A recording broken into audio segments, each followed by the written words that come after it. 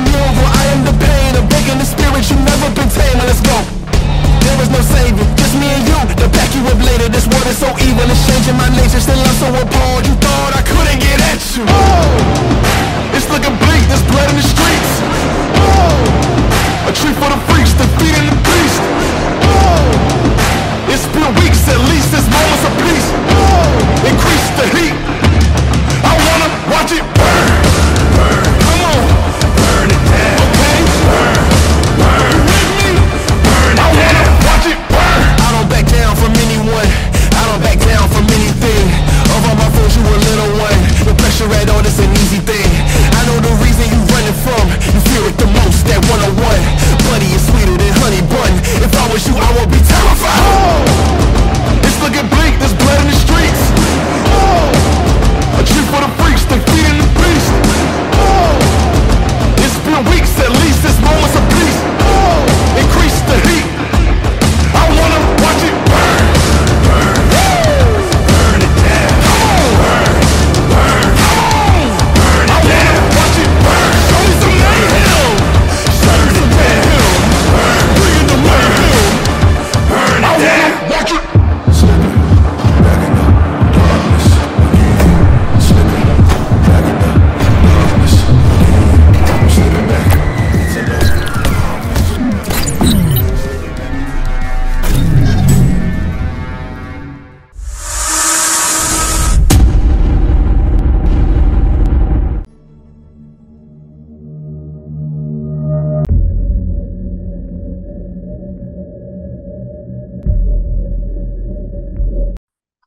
And get as relaxed as possible. I'm gonna go ahead and have everyone close their eyes.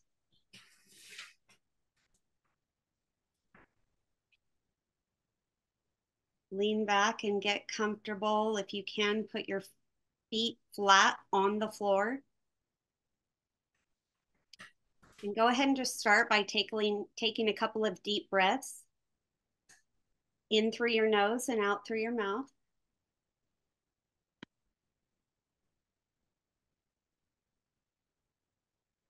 And as you're doing that, go ahead and fill your chest and your stomach completely.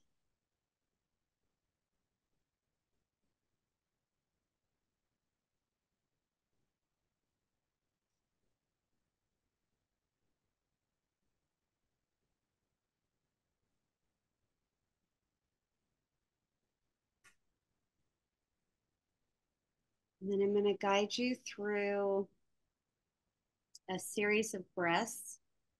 And these are just called 4, 7, 8. We're going to breathe into the count of 4, hold it for the count of 7, and we're going to breathe out to the count of 8. So together, in through your nose, 1, 2, 3, 4, hold, 1, 2, 3, 4, 5, 6, 7, and breathe out, 1, 2, 3, 4, 5, 6, 7, 8. I'm going to guide you through another, 1, 2, 3, 4, and hold, 1, 2, 3, 4, 5, 6, 7, and breathe out, 1, 2, 3, 4, 5, 6, 7, 8. Again, on your own to the count of 4, breathe in. Hold for 7.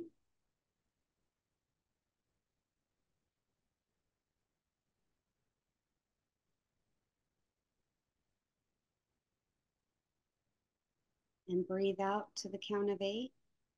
As you're doing that, focus solely on your breath.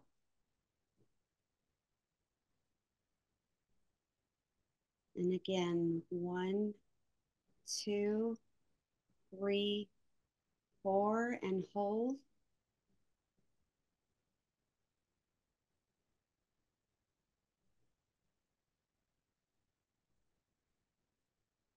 And breathe out. 1, 2, 3, 4, 5, 6, 7, and 8. One more.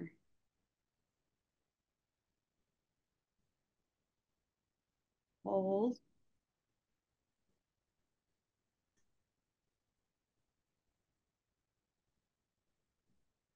And breathe out.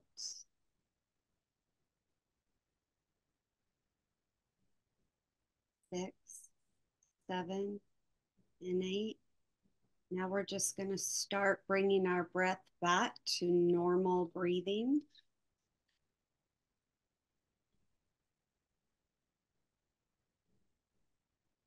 Really connect with your breath. And I want you to picture a circle of light right in the pit of your stomach. And as you imagine this light spinning around, as you breathe, I want you to picture the light getting larger and larger until it encircles your entire body.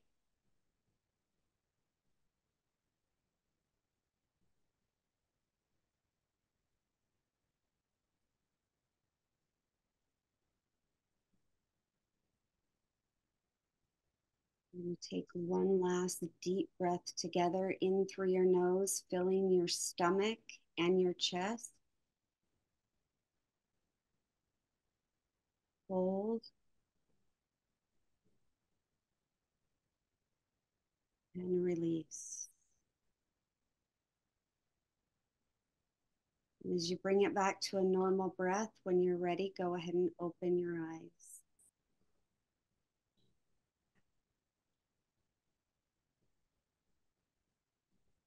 You'll take about 30 seconds to reflect on something that you are grateful for in this moment.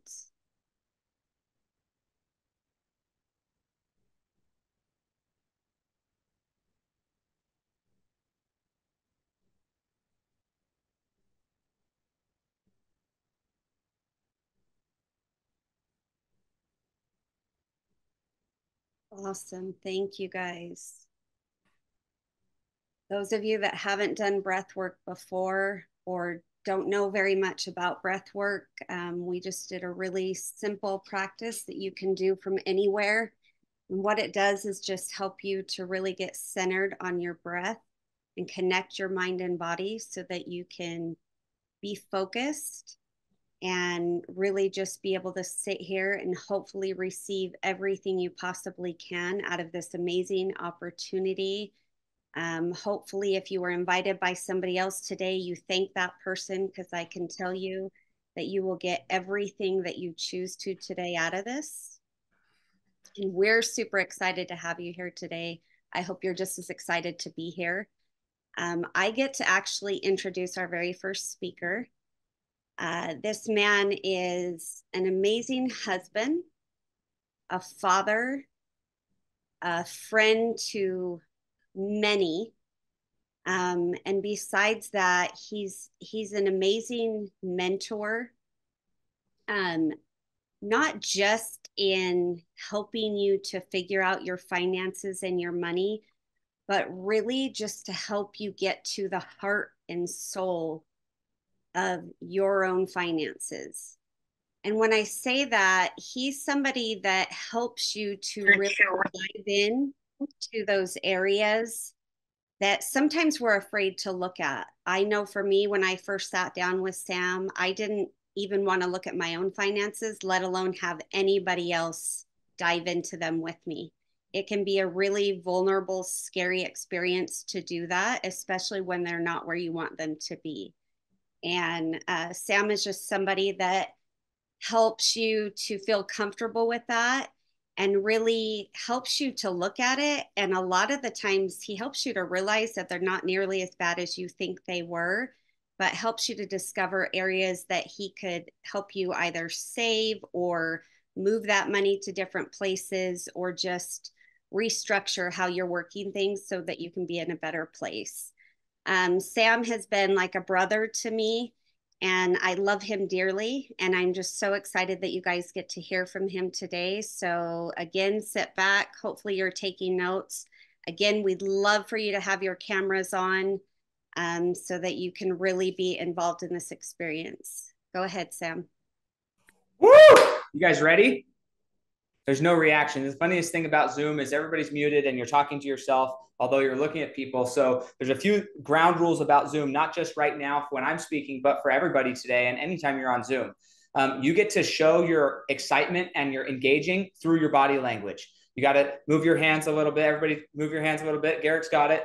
Angela's getting it. Kay, Brandy's getting it. We got some more people coming in. So you got to be allowing yourself to move your body, because moving your body if you don't move your body, then you have to unmute yourself so we know you're alive. Otherwise, we think that we lost you, and we don't want to lose you. I was going to make a really dark joke. Okay. We don't want to see anybody die through Zoom. Okay. So we don't want to have that fear. Just make sure that you're moving and that we are aware that you're engaged, right? If you sit there and you're just taking notes and you look like you're sitting still, it's not fun for you and it's not fun for us. And when I say us, everybody else who's watching, okay? If you pick your nose, we're going to see it because we can see your videos, but we actually encourage you to turn your videos on. Also, there's a chat box. Who knows where the chat is on Zoom? Raise your hand if you know where the chat is on Zoom. Okay. I encourage you to open that up and put it on the side. There's actually a setting where you can have it just run on the side. But if you don't have it running on the side, at least open it up and have it there and be communicating with each other about this, right? Normally, if you're like in a Southern Baptist church, then as the speaker is speaking, as the excitement's happening, then you're saying, yeah, amen. So true. I love this. I've seen this. I understand this. This is important to me. This is a breakthrough for me. Okay. If you are communicating that, it's a way for you guys to help each other, because although one person is speaking on Zoom, unlike in a seminar where there's one person on stage and everybody else pretty much just shuts up and listens, Zoom gives us a unique experience to, as there's somebody speaking, you guys are also able to carry on another conversation, not completely irrelevant to what's happening, but in agreement, sharing that deeper context and be more involved than ever before. Okay, so with Zoom, you have a unique opportunity to be more involved in this experience rather than less involved. Sometimes people think, man, I wish I was there in person. We all want to be there in person. But what's cool about Zoom is it gives you the ability to participate, even if you're not the one speaking. You have the ability to use your fingers. Everybody show me your fingers, wiggle them. They all work. I want to see all your fingers working. Okay, they all know how to type. Great. So this is a thing. We want you guys to be able to use your fingers and type what you guys are learning and have that conversation, because when you guys are able to share that knowledge and share that information with each other, everybody benefits. And so we want to know what's going on in your head. We understand that the mute is hard to go on and off and on and off. So just respond through text messages. You can do hands up emojis. You can do whatever you want, but be involved. Don't sit back and just like, oh, I'm going to go clean dishes or vacuum or whatever. Be involved in this process, because that's how you're going to get the absolute most out of it. Okay. Because what I'm talking about today is how do you unlock your full potential? And what limits our full potential is often what we believe. And the problem is not what we believe and what we're aware of that we're believing, but more importantly, the thing that holds us back is the things that we're unaware that we believe. They're subconscious beliefs. They're the things that are rooted deep inside of us that are holding us back, and we don't even know they're holding us back. We don't know why they're holding us back. And if we want to actually transform and grow, we have to identify what that is. So there's 3 stages to building wealth, and I believe that these 3 stages apply to everything. So get your pens ready, write them down. The 3 stages are: first, you have to identify where you are. That's the first step. You have to identify where you are. If you don't know where you are, then how are you ever going to get directions to where you want to go? So you have to identify where you are. Then you have to identify where you want to go. And then you have to chart the most efficient pathway to get there. So first, writing this down, first is identify where you are. Second is identify how or where you want to be. And then third is identify the path to get there. What I'm going to talk about primarily today is identifying where you are. I'm going to get into a little bit about how to get to where you want to be. But honestly, there's other people who are going to speak to you today that actually have a lot of knowledge and a lot of expertise in that area. Not that I don't, but I'm talking about the beginning part, and they're going to fill in this conversation. But it all starts with identifying where you are, then identifying where you want to be, and then third is identifying the pathway to get there. Okay, so let's talk about this money thing and the things that hold us back from our financial mindsets. So what do you believe right now? And this is somewhere you can either unmute yourself, okay, or you can type it in the chat. But what do you believe right now are the things, the beliefs about money that are holding you back? Type them in the chat or raise your hand or unmute yourself and shout out, what do you believe is currently holding you back from a money perspective right now already, that you already believe or you've already identified? Okay, the lack of it. So we'll talk about that. So the lack of money is what's holding you back from belief. Or Angela, and play with me here. Is it the lack of money that's holding you back, or is it the lack of belief that you can make money? I would say the latter, and this is something my husband and I butt heads on because I grew up not having a lot. So I'm grateful for the things I have, and I try to speak abundance. And so it's like us trying to be on the same page with it. And we ended up paying off $250,000 of debts. We are no longer in debt, but for him, it's like he needs X amount of money in the account. And for me, it's like, I'm not okay with where we're at, but I'm happy that we have money because a lot of people don't. Sure. And this is a great one because we have to kind of gauge between at what point does gratitude become complacency. And gratitude can become complacency, and you can get high on your own supply, and it doesn't serve anybody. And so there's a lack of money or a perceived lack of money, and that holds us back from getting more because we think, well, we should be grateful for where we are rather than going and getting more. So maybe over gratitude or gratitude for the wrong things. And I don't like to say right or wrong, but in this case, it doesn't serve you to just be grateful for what you have if that's causing complacency. Okay, so there was one, it's hard to make money. The more you make, the more you spend, you're overtaxed and multiple times and never, okay, so that's Keith's issue. Maybe a lack of patience, let it grow. All these things, these are things you already are aware of. Okay, you're already aware of these things. So now I'm going to ask a kind of a different question. What would it look like to be making big money? Type in the chat, in your mind, what's big money? If you were to say, hey, this is my annual income, what's a big money annual income for you? And okay, guys, you might say like, well, $10 million, $12 million. And those are big numbers and they're fun to say. But in reality, right now, what would be a big income month or big income year for you right now? Like that it would kind of shock you. You'd be like, hey, pinch me. This is unreal. How did this happen? Okay, so $20K a month for Alicia, $100K for Lacey per month, which would be awesome. That's about $1.2 million a year. The $300,000 for Brandy, is that a month or a year? $200K for Fred, $200K a year for Angela. Okay, so those would be big years in your mind right now. Now there's people, and everybody on here, there's people who they make that a day, and they're like, man, if I only made that a year, I wouldn't be able to pay for anything. I'd be broke. Okay. So the reason I'm bringing this up is your big money mindset is different than somebody else's big money mindset. And it has nothing to do with the amount of money. This is the key that we have to all accept is your big money mindset and somebody else's big money mindset has nothing to do with the actual amount of money. It has everything to do with you.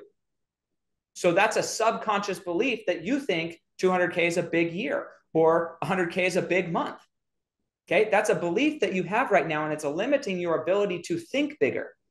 Okay, and to make more, you actually have to think bigger. You have to think about bigger possibilities, bigger outcomes. And when you start to think bigger, it demands that you start to solve bigger problems. It demands that you start to look for other ways to accomplish this goal. Because if you're only trying to make $100,000 a year, or $100,000 or $200,000 or $300,000 a year, you can get there, but what you do to make $200,000 a year will never make you $100,000 a month, right? You've got to adopt completely different systems. You've got to adopt completely different belief systems, not just tangible systems of how the business operates, but actually in your mind, you have to adopt completely new ways of being. Okay. So here, let me ask you another question.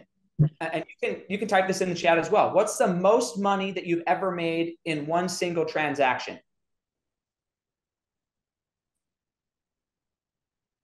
This is maybe a tricky question for some people because they're like, well, I work an hourly job. I go to work. So my 8 hours, I made $100 in that transaction. Okay. So Lacey was 27,000. That was the biggest single transaction we did, 13,005 for Keith. So that's not that crazy. But if Lacey wants to make $100,000 a month, then she needs to have about 4 of those transactions a month to make $100,000 a month. Now, is it unreasonable to have 48 transactions a year?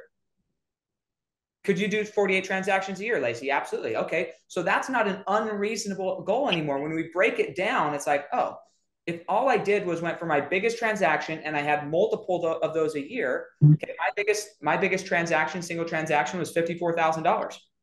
Okay. So I had this single transaction that made me $64,000. Okay. Well, how many times can I do that? If I did just one of those a month, then that's 12. We'll do 50,000 to make math easy. 12 times 5, that's 600 grand a year. If you just did one of those transactions a month. Now, if you have sprinkled in there a few other smaller transactions, now you can make $1 million a year pretty easily. But we psych ourselves out because nobody around you is making more money, right? So the $100,000 a month person, they think, man, $100,000, I finally made it, because they're not hanging around people who are making $12 million a year. They're hanging around people who are making $1 million a year, and they think they're doing well. And the same thing happens that you're making 10 grand a month and you're hanging around people making 10 grand a month. And so you think you're doing well. That continues to rise. So when you think about that, now let me ask you this. When you did that biggest transaction, were you happy? Did it actually increase the happiness in your life?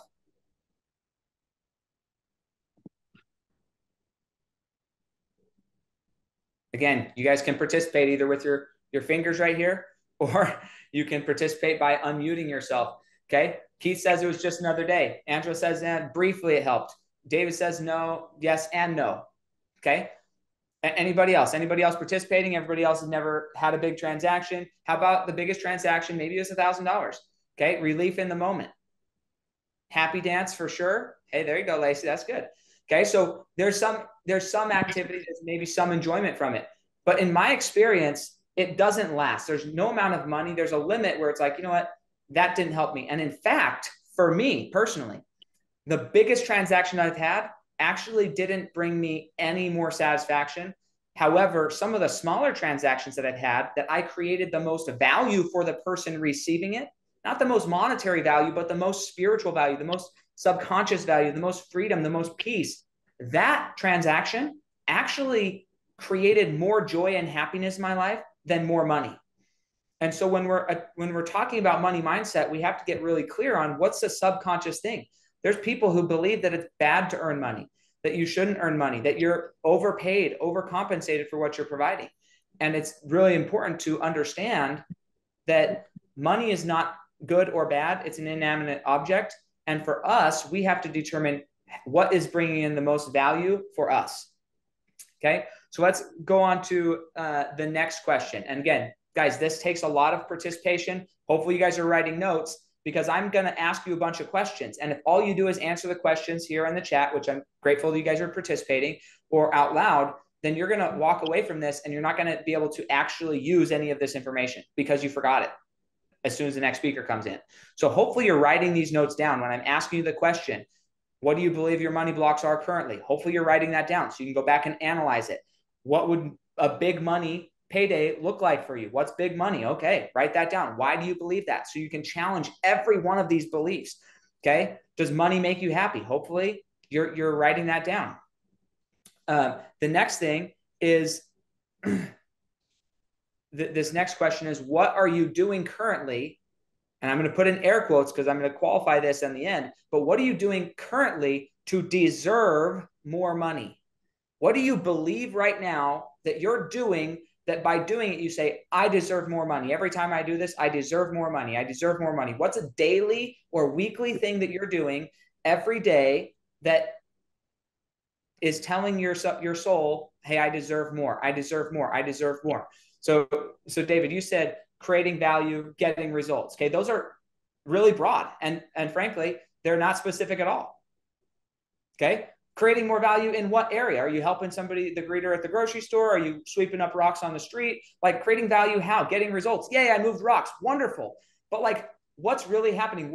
And maybe, guys, maybe that little thing that nobody else sees, that you pick up your trash instead of dropping it on the ground, maybe that is what's that you tell yourself when you do that, I'm a good citizen. I deserve more. I deserve to be compensated more. So I'm not limiting this, but I think like be specific when you're writing this down, because when we talk about this, what are we doing currently to deserve results in our life or to deserve more money?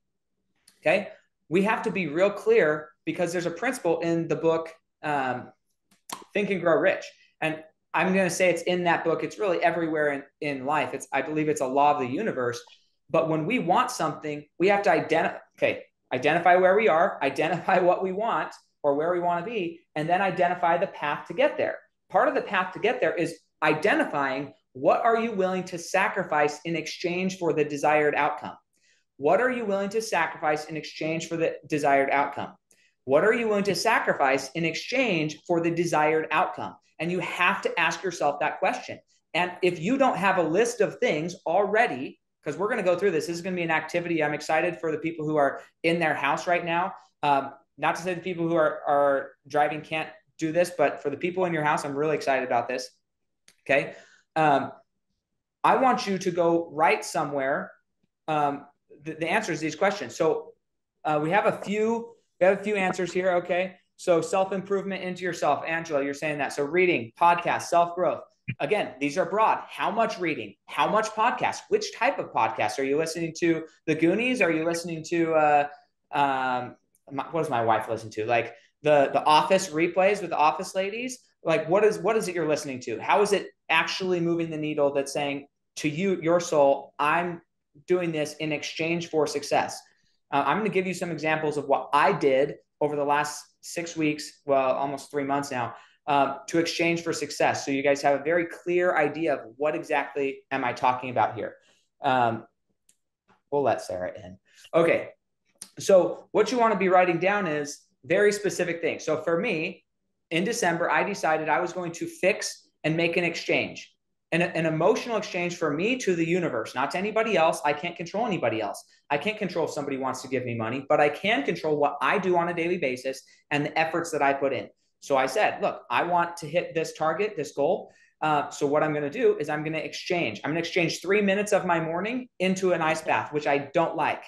Okay. I do not like being cold. I'm exchanging 3 minutes of my life into an ice bath. I'm exchanging 30 minutes of my time every morning exercising in front of my children, in front of the TV, where everybody can see it so they can all hold me accountable.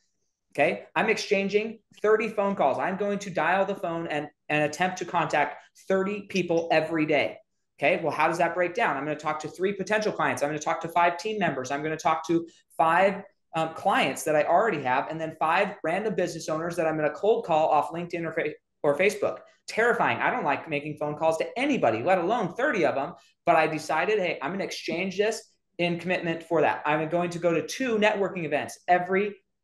I'm going to schedule them in, and that's going to be my commitment. So I had a list of things that I exactly was going to exchange for my stated outcome. What was the goal that I wanted? Okay. So when I'm asking you, what are you going to exchange? Write down exactly what you're going to exchange. Once you have 2 things that are very, very specific that you're going to exchange. Okay. And again, notice that I didn't just say, I'm just going to call 20 people. Okay. You can call 20 people in Africa and it ain't going to move a dang thing in your business. So who am I going to call? I was very specific about who I was going to call, not just 20 phone calls, but specific people that I was going to be calling.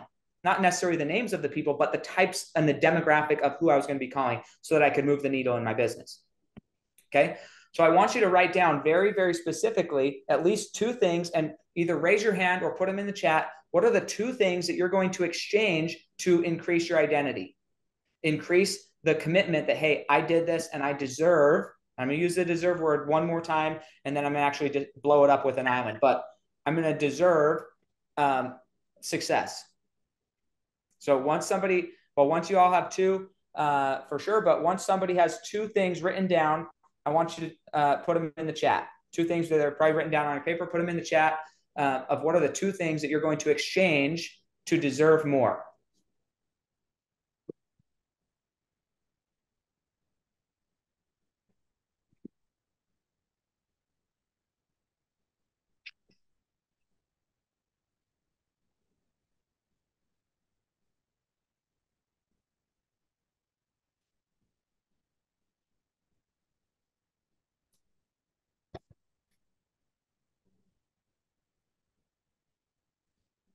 Two things, two things. Who's got one thing? Raise your hand if you have one thing.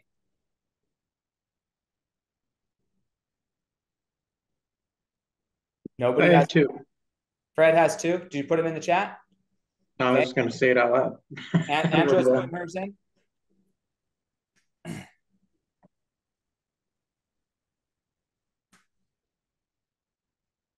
Who else has at least one thing? Okay, Brandy's got one thing. Flory's got one thing. Brandy's got two things. Fred has two things. Angela has two things. And Brandy has two things. Has anybody else decided they actually want to identify this? Lacey has two things. Okay, we're moving. It's picking up steam.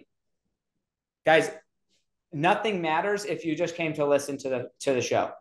And here's the thing, if you just came to listen to the show, we're happy for you. We're glad you're here. But I can tell you this right now, if you intend to be successful, you've got to go way past just listening to the show. You got to commit all in. You got to say, I need somebody to actually help me coach myself through these beliefs.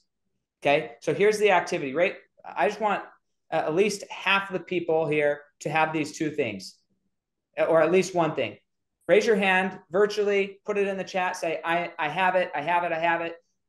If you have it, we've got a few people who have already said they do. Okay. Now, what I want you to do is I want you to go get a pen.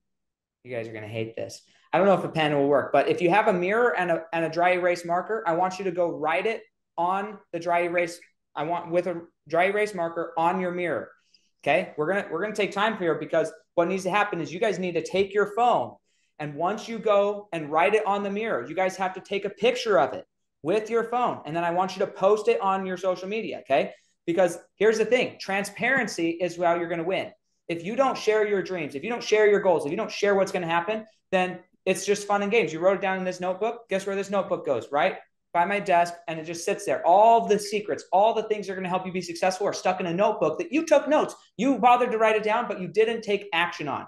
So right now we're going to take action on it. So if you're sitting in the car, or you're sitting somewhere where you can't get to a mirror, you can't write it down, then write it down on a piece of paper and rip that paper out of your book and stick it somewhere not in your book. Okay. Don't keep this in your book. You stick it out of your book. You stick it in your car, on your countertop, wherever it is. Guys, I'm not kidding. I don't see anybody moving from their computer screen yet. So what I mean is, write it down, exactly what you're going to exchange for your desired goal, whether it's income, whether it's more time with your family, whatever is your love. You're going to write down, I'm going to exchange this for success. And success can be defined however you want to define it, but I'm going to exchange this for success. And then you're going to take your phone. Okay. Phones look like this. Just in case we're unaware, I have an iPhone. Okay. Everybody else who doesn't have an iPhone, you should upgrade. Okay. But right here, you click this little power button right here. That's my wife. And then you go take a picture of it. And then you go, once you take the picture, then you go and you post it on social media. Okay. Post it on your Instagram story and hashtag brand X. Okay. And you can tag me in it, so I know you did it. I did see some screens that went down, so maybe actually people are doing it. And it's good for the people who chose to be coachable right now, because they're going to get the most out of this. Everybody who's just here to listen, you're not going to get as much transformation as you could have, because you chose not to act. And it is a choice. Okay. It's not well, I don't think it's my choice. This other happened. I didn't have a dry erase marker. I didn't have a pen. I don't care. Go and just put it on your social media then and type it into the freaking thing. I think that's a cheap way out, because I think that you could do better than that. I know you could do better than that. I think you know you could do better than that. But you have to be willing to overcome your mental beliefs. Okay, so Melissa's still sitting there, David's still sitting there, Garrick's still sitting there, Keith's still sitting there, Fred's still sitting there. Who is willing to get up and go post it on social media? Okay, Fred's got it down on a piece of paper. That's good. Is it posted on social media? Raise your hand when you got it posted on social media. Didn't happen if it's not on social media. Brandy, did you get yours on social media? She's thinking about it. And you guys can tag me in it. Tag Brandex, tag Travis.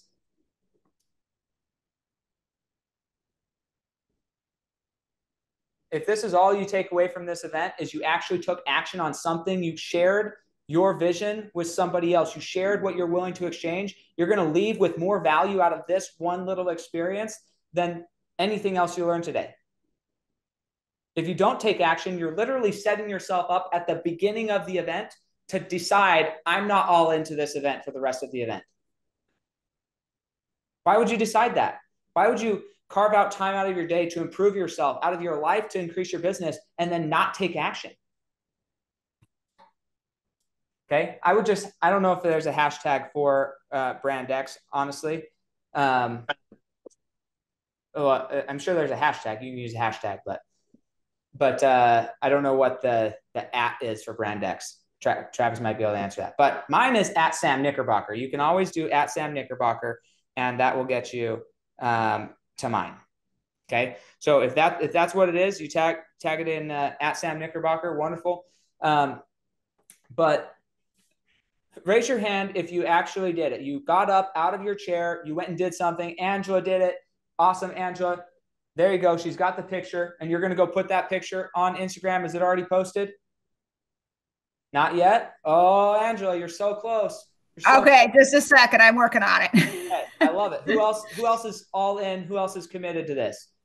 Brandy is. Can you repeat what yours is or put it in the chat real quick? My @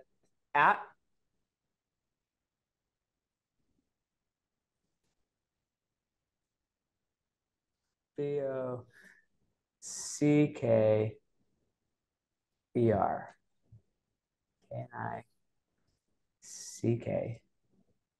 BOCKER. That's mine. Good job, Sarah. Okay, so Sarah's in. Lacey's in. Brandy's in. Angela's in. Awesome. Congratulations on taking a massive step to your future. And you might think, man, is it really that big of a step? I post on social media all the time. It's a massive step when you choose to take action. It is a massive step when you choose to take action. If you don't take action, then you don't win. You don't get anything around it. Now, here's the thing. What I love about these events is we get to be around people virtually, but we get to be around people who are in the position to win. Okay. They've decided they want to win. I believe you're worth it. The number one reason, the number one subconscious belief that's keeping you outside of the money and not making money is you don't believe you're worth it. And the reason you don't believe you're worth it is because you're not doing the actions to believe that you're worth it. You're never going to deserve wealth. God already blessed you with all the wealth of the world. He gave you life. He gave you breath. He gave you everything you need to be wealthy. But you don't believe that you are worthy of it. And so you believe that you have to do something, do something, do something, do something, do something. And then if you do enough things, then you're going to deserve God's blessings. God already blessed you. You're never going to be able to do enough to deserve God's blessing because it's already there. Okay. The question is, do you feel worthy of God's blessing? Not whether you deserve God's blessing. I told you I was going to blow this up. It's not about whether you believe you deserve God's blessing. It's about, do you feel worthy of his blessing? And that's an internal thing. Okay. You have to believe that you are worthy of success. When I had this transformation for me, when somebody got on the call and said, hey, Sam, you just don't believe you're worthy. I was like, what the hell?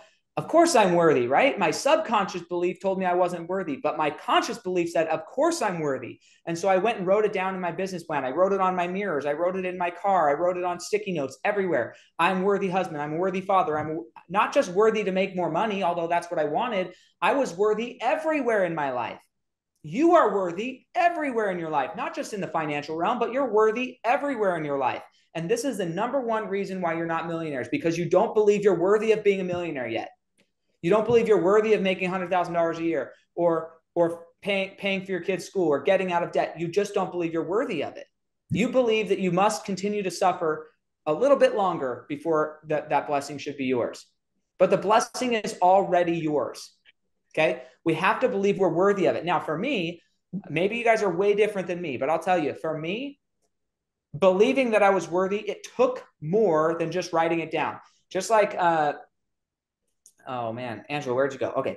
Just like Angela was saying, like, well, I want to be grateful. I want to tell myself all these happy, positive things. And I want you to be happy and positive. What I love about relationships is we have some realist people and we have some dreamer people, and we need both in a good relationship. Okay. But the best thing that I ever did, the most important thing I ever did to increase my self-worthiness was not just telling myself that I was worthy, although that helped a ton. But just like I had you guys actually go do something about it, you guys actually have to go do something about it. If you want to start feeling and experiencing what it feels like to be more worthy, then you have to go around all these other people. You have to get in the vicinity of successful people. And what you find is they're just like me. That guy walks club-footed. That guy has a lisp. That guy can't even speak English. That, like, whatever it is, you start to realize that everybody has the same or more excuses than you do, and they were successful anyways. They built their dream life anyways. And so you have to be around the right people. What I love about Brand X, this event that's going to be happening, the reason we're doing this masterclass is you're going to have the opportunity to surround yourself with some of the best minds and the people who believe so much about what you are worthy for. Not necessarily believe you're going to make more money, although I think that comes with it, but they believe that you are worthy. And the reason that they believe that you're worthy is because they believe they're worthy, and they know they ain't anything special. We are all equally one, and you are worthy to partake in just as much success as they are, and they want to help you with that. So Brand X in September, you want to be there, whether you be there as a guest. I'll be honest, if I were you, I would be getting the VIP, the best section, because you want to build relationships. You want these people's phone numbers in your phone so that when you're doubting your worthiness, you can call and have a conversation, not about asking them for something, but allow them to pour belief into you, pour the truth about who your soul is and what your divine nature is into you. And all of this, the whole reason we're doing any of this is to help build that truth, help build that progression into your life. And so I'm so excited to introduce David and Garrick. And the reason is we talked a lot before this, trying to identify how do we create the most value for you guys? How do we help you guys receive the biggest transformation? Yes, it's important for you to know that right now, the reason that you are failing is because, or I say failing, the reason you're not reaching all of your biggest aspirations is because you don't believe you're worthy of it. Okay, great. So now you need to believe you're worthy of it. Let's say you believe you're worthy of it. Then you get to where Angela is. Okay. I'm worthy. I paid off $250,000 of debt. I accomplished stuff. And once you're good, then you let off the gas because you're good. And here's the reality. If you're doing life, if you're doing this for you, you're screwed. There's nothing that's going to save you if you're here for you. Okay. This is way bigger than you. This is to save people. This is to save families. This is to save children. We've got to really impact what we believe so we can pass on better beliefs to the next generation. And that's why I'm so grateful to introduce David and Garrick, because everything they are, literally last night he called me just to say, hey, I love you. I appreciate you. David, so Garrick and I both appreciate you a ton. What is a meaningful gift that I was going to give you something, a gift, what would be meaningful to you? Okay. He's that type of person, both of them, that they don't want to just give you something. Hey, I provided value. They want to make sure that the value they're providing is actually targeted to you, because it's not just about them. It's not just about me. It's how do we help more people? So just absolutely honored to introduce David and Garrick so they can help build in this belief that what does it look like past you? Okay, let's get you financially stable. Wonderful. What does it look like past you? Okay. So with that being said, super grateful for your time, and handing the baton off to David and Garrick. Oh my gosh. Please, everybody open your mics up. I want Sam to hear the round of applause. I mean that wholeheartedly. Turn on your mics. I want him to hear the love. Thank you, Sam. Thank you, You guys Sam. are so welcome. So grateful to be here. Thank you, Sam. while we're here, if you hear the trepidation in my voice, it's because one of my good friends told me, he said, you know, when you're feeling something, you need to call it out so that if you draw attention to whatever is pulling your attention, people will understand that you're being real, you're being present, instead of having an agenda of what you want to jump into and how you want to jump into it. So the trepidation in my voice is coming from a couple different things. One, Sam's segment made me think about things that I'm like, damn, I still haven't done that thing. Damn, I'm still talking about that thing. So the trepidation is the fact that I know it's time. I know it's time, man. And the excuses and the reasons and the justifications, they no longer have a place. They just don't. So we're going to get into this just a little bit. If you guys don't mind for just a moment, while you're in the chat, keep it open. Type in what was your favorite segment, one or two things of what Sam just covered. I really would love you to do that. And while we're doing that, I'm going to share with you my limiting beliefs that got me to find that trepidation in my voice, find where I'm at right now. And that even though I'm aware of this limiting belief, I've also found out that in that limiting belief, I still am working to overcome that limiting belief. I'm still finding myself feel uncomfortable with it, still find shakiness in it. So my limiting beliefs that I've battled with in life is that freedom is a destination and sacrifice is painful.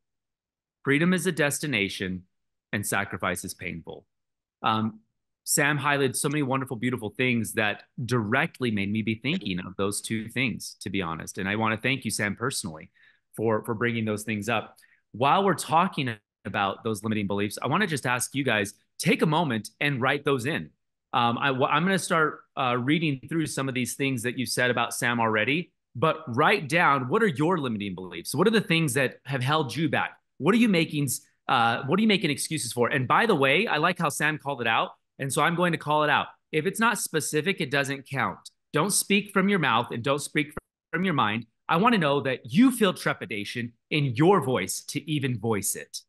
I want you to be just as uncomfortable. So if it doesn't make you uncomfortable, then take a moment longer and then write it. Don't just write it because I don't need you to, what you say doesn't matter if you don't mean it. Yeah. So everybody kind of participate on that. And we're going to talk about some of these shout outs of what came out to Sam. Let's see here. Take action. Thanks, Sam.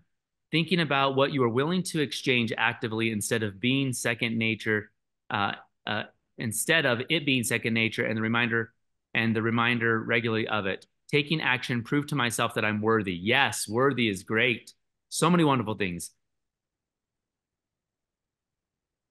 Oh, freedom is destination, sacrifice, and that sacrifice is painful. Thanks for asking.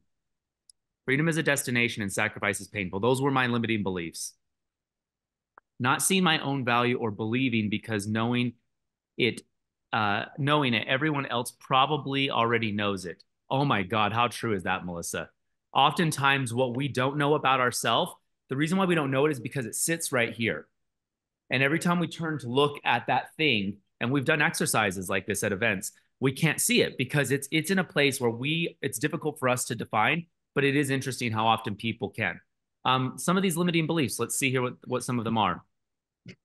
What big money looks like to me. Action on intuition immediately and not getting caught in overthinking. Okay, so many of us do fall into overthinking. I want to talk about, as I shared my limiting beliefs, I want to talk about the thing that was also creating trepidation for me. A while back, I talked about needing a mentor, wanting a mentor, and that I didn't believe I ever had a mentor. And I realized that I was looking for someone to raise their hand and say, I'm your mentor. I was looking for someone to cast out this kind of feeling that I needed to know that it was official. And it was almost like I was putting on a pedestal and thinking that it was almost like some marriage document or something. It doesn't come across like that all the time. There are opportunities, and I want you guys to think of this. There's this place called the land of opportunity. And there are opportunities that you take, there are opportunities that you make, and there are opportunities that you miss. And it's very important to understand the differences between those. And so as we think of opportunities that we take, opportunities that we make, and opportunities that we miss, I want to really highlight what does that actually mean to each and every single one of you. So for a moment, jump into your chat and write down an opportunity that you've taken, that you've missed, or that you've made. Every single person, I want you to just take a moment and write down something that when you look at the opportunities in front of you, which ones have you taken advantage of? Which ones have you not taken advantage of? Which ones have just passed you by? I want to read another limiting belief while we're here. Lack of debt means I don't have to push as hard, or helps me make it perfect before going to market. Thank you, Justin, for that.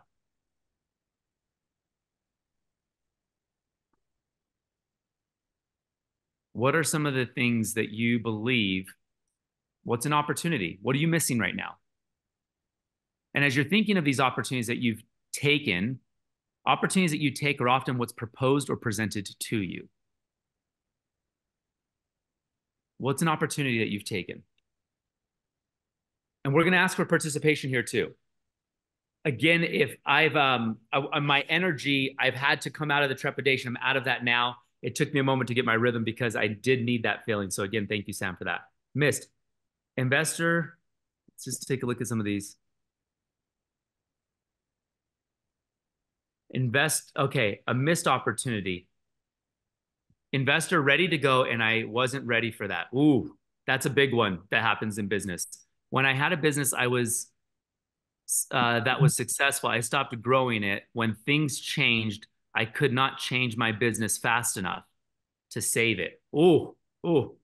Garrick, just to bring you into this a little bit, I want to ask, just those first two alone, when you look at those opportunities missed, how often do you see this? And what are some of the things that we as entrepreneurs could be thinking about? Like, is there a story or an example of somebody that you've seen miss an opportunity, or that, and had they taken it, how would that have changed their lives? Because I'm seeing some missed ones right now, and I want to highlight on the miss for a moment.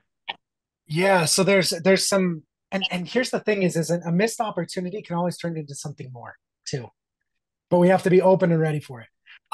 As far as seeing this, working with business owners primarily for the last decade, this is exactly what we see. Is we're always kind of beating ourselves down over the opportunities missed because we weren't ready, missed because we didn't see the opportunity or didn't get to the opportunity fast enough, or we weren't ready for it.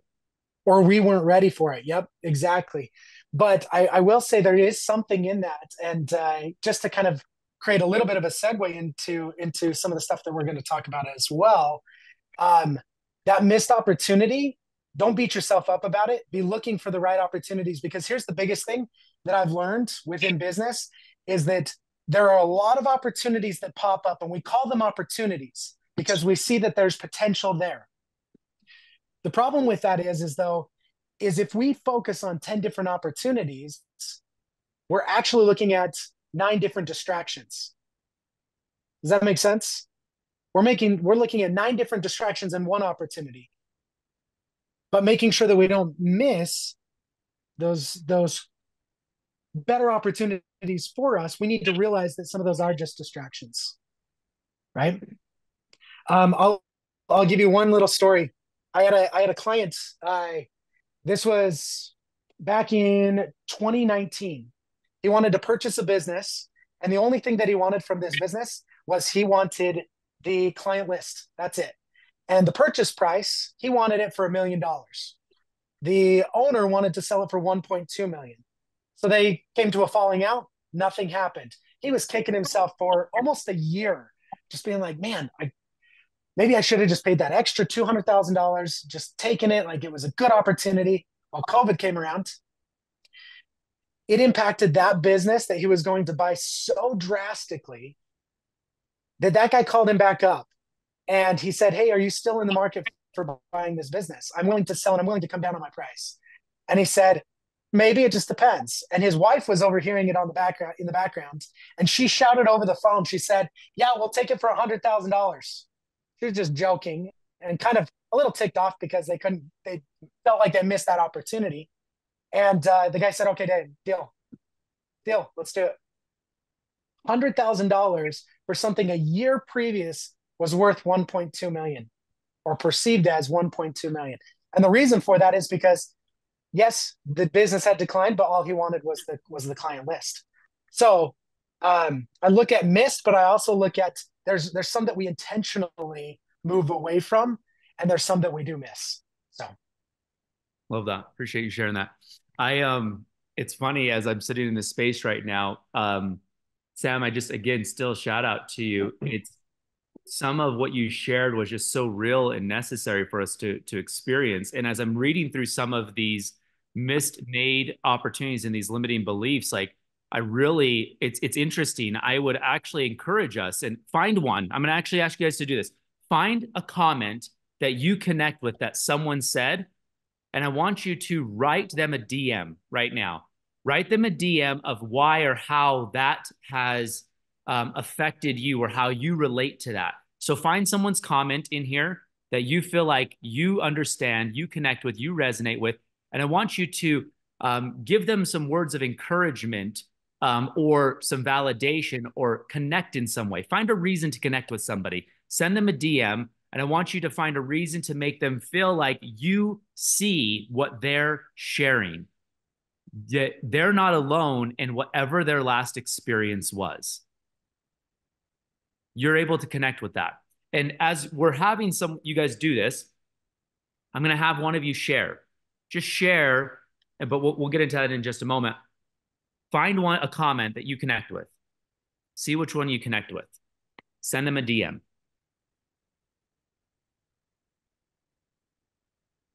While we're talking about this, we talked about earlier, I was saying I've been looking for a mentor. I've been thinking of mentors. And I bring this up because as I was thinking of mentors and I was hoping that someone would raise their hand and say, hey, I'm here to help you. What I found out to be true was not only did I have constant mentors, but no one was going to raise their hand. No one was going to wave their hand and say, hey, pick me, pick me, pick me. You have to first be able to pick yourself. You have to first be able to be willing to be coachable. You have to first be willing to mentor yourself. If you can't choose you, if you're unable to choose you first, how will anyone else come and choose you? Right or wrong? Right, right? You have to be important enough for you, as Sam talked about. So as we think about this, I want to ask a question of how have you chosen you? How have you chosen you? What are you proud of that you possess? What is the thing that you get most excited about that you bring to the table? And if you can't think of that thing that you get excited about that you bring to the table, then send me a DM and allow me to let you know what I see in you. Send me a message. I would be honored to let you know what I see in you. But I want to ask you to, for a moment, be vulnerable and share what you shared. So I've opened 2 loops. We're going to close a couple loops. Give me a hand raise or say I in the message. If someone commented on your chat and sent you a DM, give me a signal so I know that you got it, because I want to close these 2 loops. Give me a signal so I know that you got a DM. I need to see who's received a DM.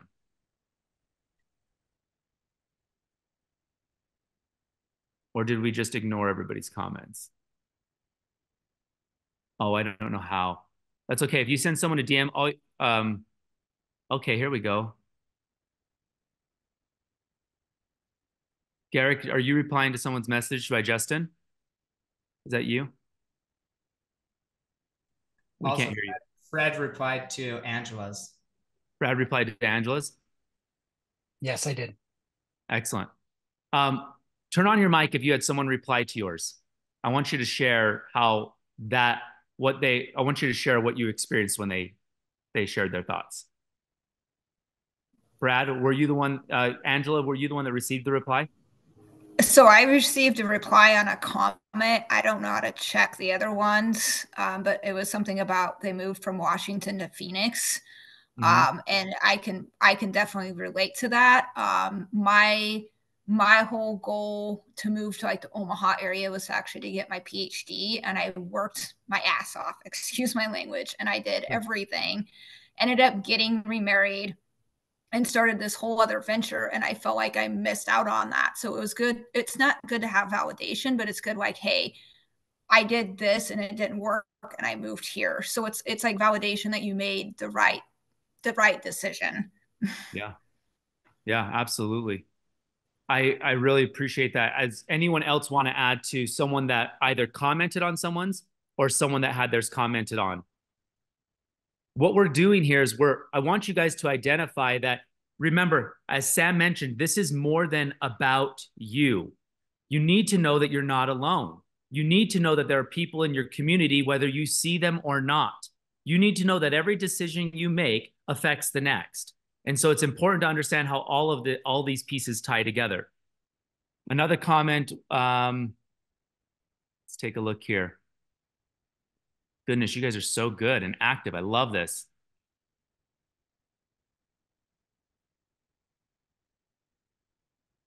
Garrick, speak to the one that you commented on. Yeah, so the one that I commented on, Justin, thank you so much for sharing. I'll pull it up here. But and bring them together so that bring the two, his comment and your comment together, please. Yeah, yep. So the biggest thing was you said something that you had missed was overanalyze and ask too many questions, seem pessimistic about an opportunity. And I just really relate to that because my type of personality, and David knows this about me, but and a lot of you guys do. But I am the type of person that if I don't know something, I'm going to go and research the crap out of it until I understand it, until I feel comfortable about it. I don't want to speak on something unless I feel like I understand it every which way from Sunday, right? And the hard thing about that is I feel like I've missed a lot of opportunities because of that, because I've been stuck in this analysis paralysis of trying to look at every possible outcome and see what could happen to where I never actually move forward to the next step. It drives my wife nuts. But um, one of the things that I said on there was just that, and I've been learning this and I'm continuing to learn this. So I definitely don't have this figured out. But sometimes we have to step into what we don't know and what we aren't sure of to move forward. And David actually has taught me this. There's something called transferable impact. Find another area in your life that you are doing just that. You're making the decisions, you're making them quickly. You don't have to analyze them to death, that kind of thing, and transfer that situation over into the situation that you're taking right now. That's something that's really helped me. And like I said, I'm still learning it.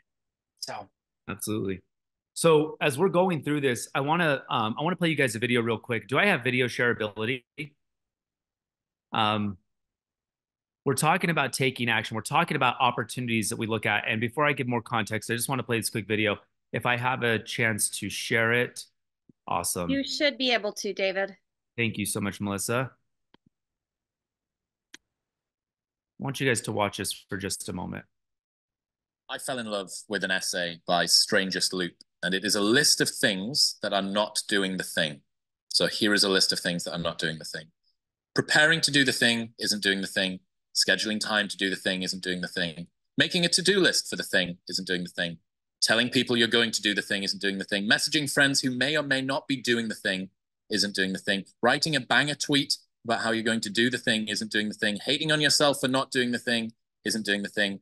Hating on other people who have done the thing isn't doing the thing. Hating on the obstacles in the way of you doing the thing isn't doing the thing. Fantasizing about all of the adoration you'll receive once you do the thing isn't doing the thing. Reading about how to do the thing isn't doing the thing. Reading about how other people did the thing isn't doing the thing. Reading this essay isn't doing the thing. The only thing that is doing the thing is doing the thing. The only thing that is doing the thing is doing the thing. The only thing that is doing the thing is doing the thing. I'm sorry, I have to play that one over again. Travis and I got a chance to attend an event recently, and his name's Chris Williamson. He came to Salt Lake and did his first keynote. And when he made that comment, I felt like I got my ass kicked, to be completely honest. And I think to myself, how often am I doing all the things that aren't the thing? And so what I want to ask you guys is, as you start thinking of these opportunities that you take, make, or miss, as you start thinking of the community that you serve or the community that serves you, the question I would ask myself is, how often am I falling into analysis paralysis? How often am I finding myself not be worthy? How often could I be looking at these situations and say, am I in the room that I feel like I bring value to, and if you're already here, know that you are here for a reason. We all needed each and every one of you. You wouldn't be in this room if some of us didn't need you. Perfect example is the fact that Garrick needed to hear Justin make his comment. Justin needed to hear Garrick make his comment back, right? And this is true for each and every one of us. Whether, as we look through these comments, and I'm not going to break them all down, but each of us, you're already needed here. Just because Sam is speaking, just because Garrick is speaking, just because I've said a few things or Melissa has said a few things, doesn't mean that it's about us. What it means is that we're merely a projection of the things that we have experienced in our life and the people that have come across our life. So my question to you would be, what experience are you having that someone else needs to receive? What is someone else experiencing that you need to receive? And if you can get clear on what that is, and then you can get clear on what decisions you need to make. We often use this term of money follows value. And this one I'm going to ask you guys to write down. I want you to think about this one a little bit because I'm going to talk about this one more when we have more time. If money follows value, the question I have for each of you is what precedes value? Put that in the chat. What precedes value if money follows value? There's no wrong answer. I'll share with you what my belief is, but I want to know what your belief is.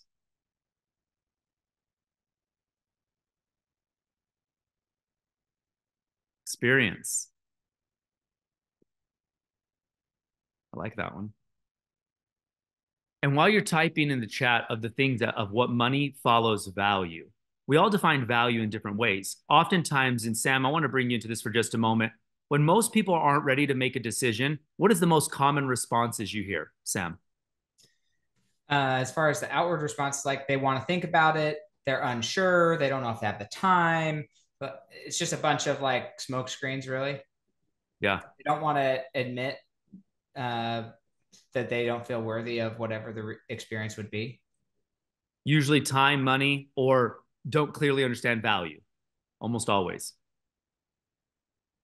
The reason why I think it's important to ask the question of is I'm sure many of you in your own businesses have experienced the same thing. So as we're looking through this, if money follows value, what precedes value? We say experience, passion, purpose, perception, need. Our perception of what value is versus what others' perception of what value is, faith, belief. I love all of this. Okay. One thing I loved about this is you all had different reasons for it. And I won't read them all, but please keep pushing them in here. Here's my belief. If money follows value, what precedes value is going to be the action and the vision that you hold. What precedes value is action and vision. And here's the reason why. If whatever I see, like my vision, whatever plans I have for the future, and whatever I want to do with that vision, whatever I can see is what I'm going to plan for. So I'm planning that this is my vision. This is where I would like to go. This is a beautiful picture I think everybody would love. And that's where I want to go. So before I create value, the value is made up of my vision. The value is made up of my decisions, to put it simply. So what precedes value then? Or sorry, what precedes action then? What precedes action is whatever you're aligned to. So think of it in this way. I want everybody to stand up for just a moment. Everybody stand up for just a moment. I haven't done this yet, so bear with me for just a moment. As you're standing up, I want you to think of it in this way, because it's almost going to feel better if you put it in your body. If I'm standing up and I'm thinking, okay, so I'm going to take action. Let's imagine action is wherever my body is pointing. So when I say alignment it precedes action, here's what I mean. Alignment means that I'm facing this direction. So whether I am conscious to that alignment, look forward, now look to the left or right, or unconscious, meaning I can't see where I'm headed. Now do that again, look forward. Whether I'm conscious to where I'm aligned and look away, or unconscious to where I'm aligned, I will take action to where I'm aligned. Is that cementing in for just a moment? I'm going to take action to where I'm aligned. So meaning I'm going to walk in the direction my body's headed, no matter where my head's looking. So I want you guys to think about that. You guys can have a seat for just a moment. This is where it's extremely important to be aware that whether you're aware or not of your alignment, you are going to take action in that direction. Now we talk about what precedes vision. It's visibility. When you can see the external and internal, you're going to, thank you. When you can see what's going on externally more clearly, meaning you need more visibility, someone like Sam to talk through what's going on in your life, what's going on in your finances, someone like Melissa to bring you down. So I'm going to use Melissa and Sam as an example. Imagine Sam as somebody who can help you see the external of what's going on in your finances, or like a Garrett, someone who can help you see what's going on externally in your finances. That's the visibility before the vision. If you don't have clear visibility of what's going on in those financial areas, how can you consciously build a vision that people will follow? Now look at vision internally. If you don't know what's going on inside, think of Melissa. If you don't know what's going on inside, how can you clearly, it doesn't matter how much you kick ass on the outside, if inside you're not a whole person, if inside you have terrible relationships, how will you ever be able to give the vision that people want to follow? All of these things precede value. Last piece is when we look at what precedes vision, and what precedes action, and what precedes value, and what precedes alignment, and what precedes visibility. The last piece is influence, and this is what I love about Next Gen. Next Gen is so dialed in on influence, and what's nice about influence is on the subconscious level.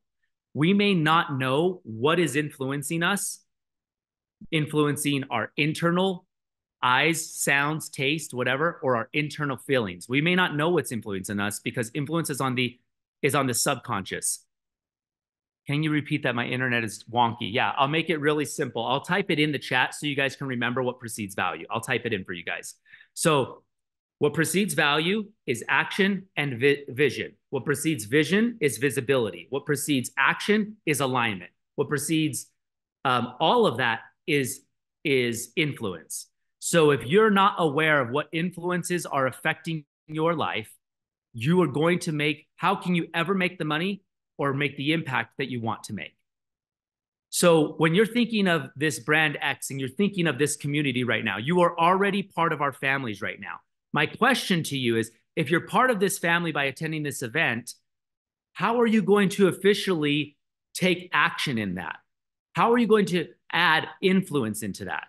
Like, we're trying to create the influence in your life to help you better that part of your life. So whether you're coming in as general admission or you're coming in as a VIP who's going to have a really personalized experience, and we're going to see you at the after party, the question is this: I don't care what way you choose to engage. What I care is that you do engage. So what I want to ask you guys to do is, just for a moment, if you're willing to take action in your life on something we've talked about or you've thought about, or willing to take action in this new family found, I want you to just reply with action in the chat, because we're going to introduce someone else that I'm really excited to introduce.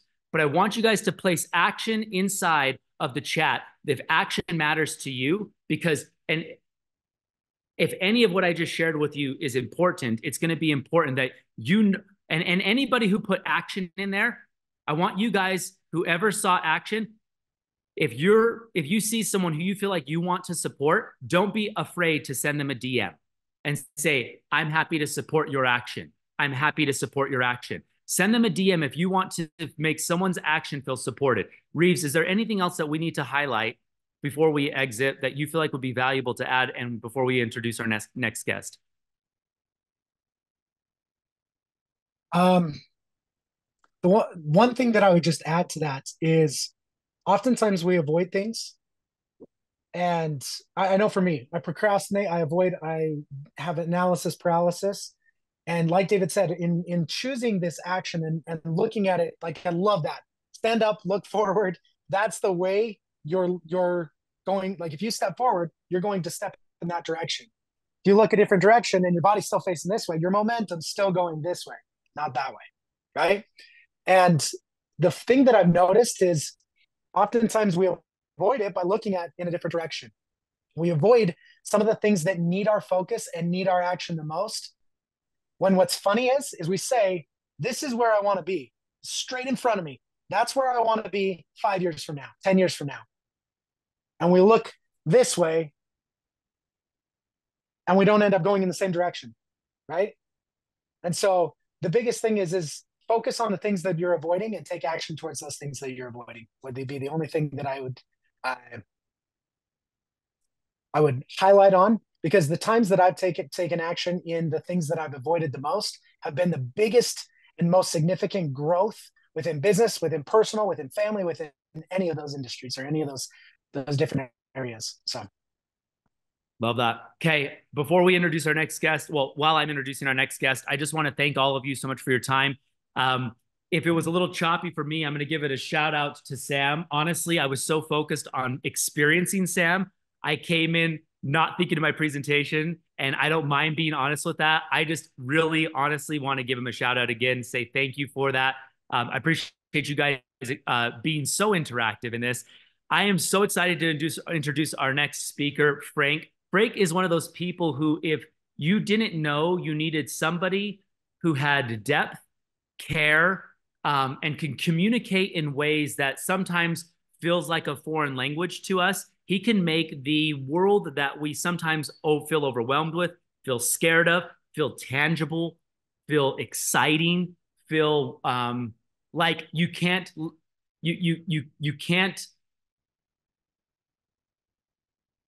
How do I say this? I want to slow down for a moment. What I love most about Frank is this: I can sit in conversations with Frank and learn something that I thought I knew. I can sit in conversations with Frank, and I want to say that again, that I learned something that I thought I knew. And I can also learn something that I thought I never cared about, and it will now become one of the most important things to me. Frank is the guy who can teach you the how-to elements that you maybe haven't really put attention to, you thought didn't need attention, and he can make them become important again and get action in those items. So without further ado, please welcome Frank. Thank you so much, Frank, for being here, and thanks for having us. Thanks, David and Garrick.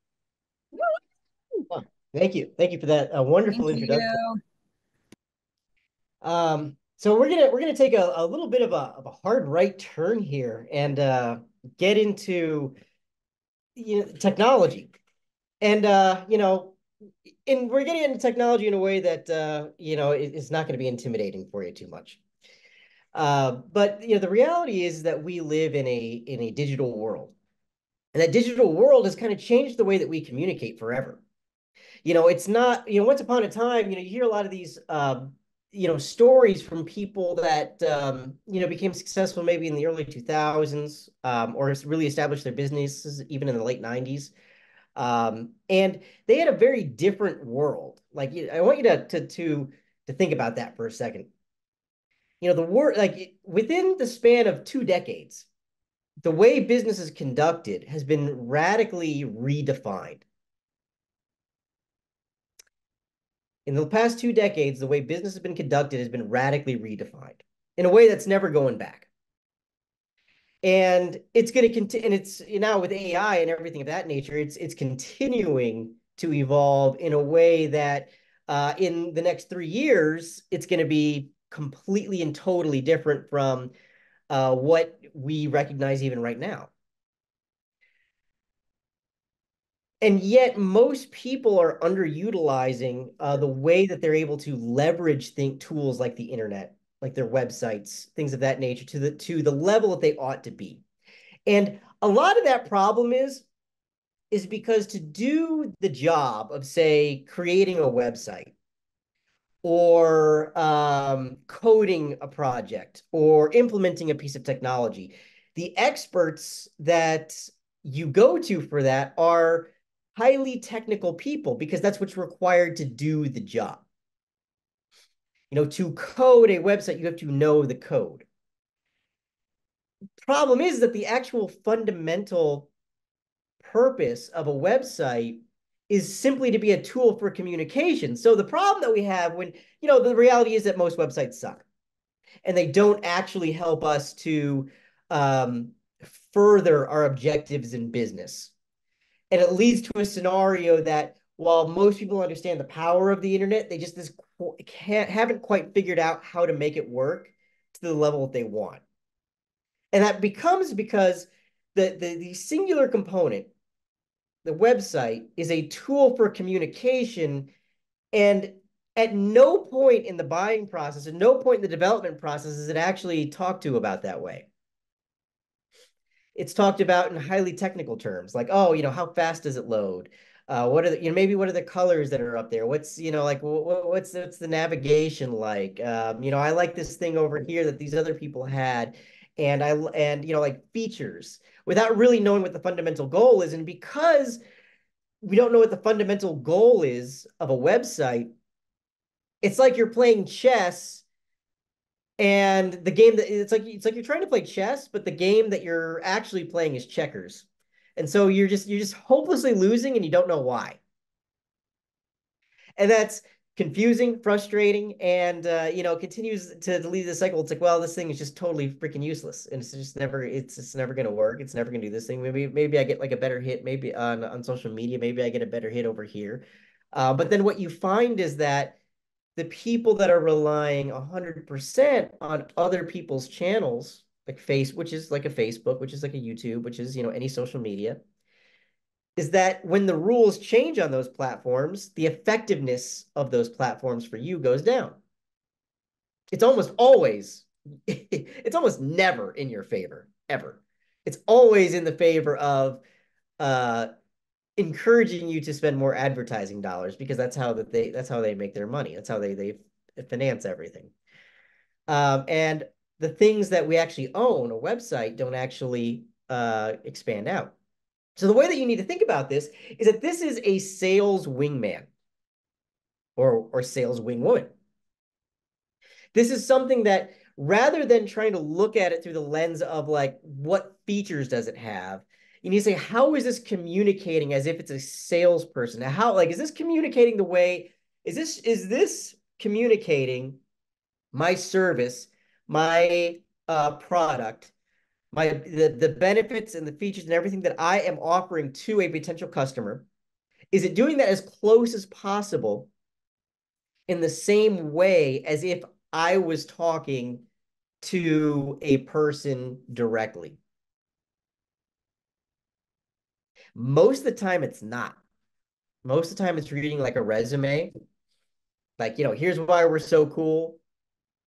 Most of the time, it's very like self-oriented, in the sense that it's like, well, you should do business with us just because we've got better customer service, or because we've got better, we've been around for 2 decades. This is because this kind of communication is hard. It's like most people don't know how to put to words the things that when a customer asks them questions in a sales pitch, they're able to fluently answer. Somehow, when it comes down to writing these things, it becomes difficult. It's like, well, I don't know. My benefit is, we've been around for a long time and we take care of the customer, and I get good word of mouth. So I guess we're doing okay. And the problem with these things is that you never scale that way. Yes, you should have great word of mouth. Yes, you should give good customer service. Yes, I hope you're in business for many years. But this is the baseline assumption.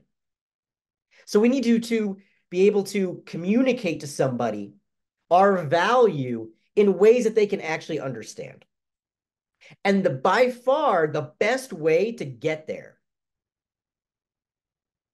I want you to write down this one thing, this one question. This is one question is all you need to know to get to a better level of basically sales scripting for your website.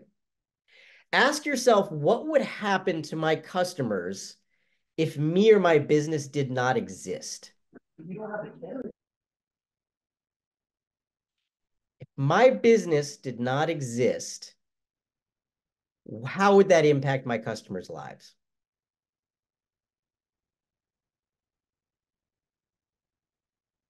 And this is a question you should routinely ask yourself. Because if you ask yourself this question and really think about it and really drill down on it, then you're going to get to the meat and potatoes of what the actual value of what you're providing is. And when you know what that value is, you can better express it. Because the problem that people face with the internet is that you don't get you don't know right away what works or what doesn't work. If someone doesn't vibe with whatever you're saying or whatever you're communicating, they just hit the back button and then, you never hear from them again. They're there for 7 seconds, they leave and they said, okay, so long, good luck. At least in person, you get the chance to like drag it out, like, go back and forth. So really ask yourself, what would happen if my business didn't exist? How would that impact the people that I do business with? And what you're going to find is that core value. And from there, ask yourself, what are the top objections that you get? Price doesn't count. You can't use price, okay? Everyone has a price objection. Unless you've got a $20 widget, everybody's got a price objection. So price doesn't count. What are your top objections that you get in the sales cycle? What are the top questions that your customers ask?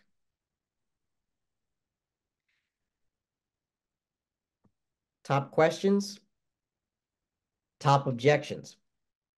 Because whatever it is that you're getting in person when you're giving someone a sales presentation, it's going to be the exact same concerns, questions, and objections they have when they're looking at a website, but most of them never actually address any of these. So the goal is, if you have addressed these things, then once you have addressed what that core value you've got is, the objections and the questions, you have two benefits that the website then serves you to help facilitate your sales process. One is one is what we really want, was it creates the lead for us. That's like that's the end goal that everybody really wants. That we just basically wake up and we've got Jim Bob, and Jim Bob is super hyped and interested and ready to go, and wants to buy our maximum tier project and give us $20 million. That's what we want. But short of that, number two is, once you have had a conversation with someone, once you've had a sales conversation with somebody, there is a backroom conversation that happens after that presentation is done. There's a decision-making process that happens before you are done. And the role that your website then fills is the capability to reinforce your sales pitch when you are not present. So if it matches the way that you would present things in the information that it gives, whether it's via video, graphic, all the things, then you are going to, that's where it comes into place with a website being a sales wingman. Where when they are having that conversation, when they are actually evaluating whether or not they're going to purchase, and you're not immediately involved, your conversion goes up because you have something that's actually representing you without that person feeling like you're in the room trying to sell them, so to speak. So if you can leverage the site for those two purposes, then you're going to have something that is 100 times more effective than what everybody else uses it for. So if all you did was take your sales pitch, turn it into a script, and put that on your site, at its core, that is what is going to put you way ahead of the competition and actually use a website for what it's good for. Now, all the other technical stuff that can come later. There are 1,001 optimizations. If I could find a problem with any website, if you want to say, hey, look at my website, find a problem, I can find, no matter who's done it, no matter how high of a quality it is, I could find 20 problems with it no matter what, because it's just, there's that many moving parts. So we don't really need to focus there. Focus on the message. Message first. And again, number one, ask yourself, what would happen if me or my business did not exist? How would that impact my clients? To get a cheat code to finding out value. What are your top objections? What are your top questions?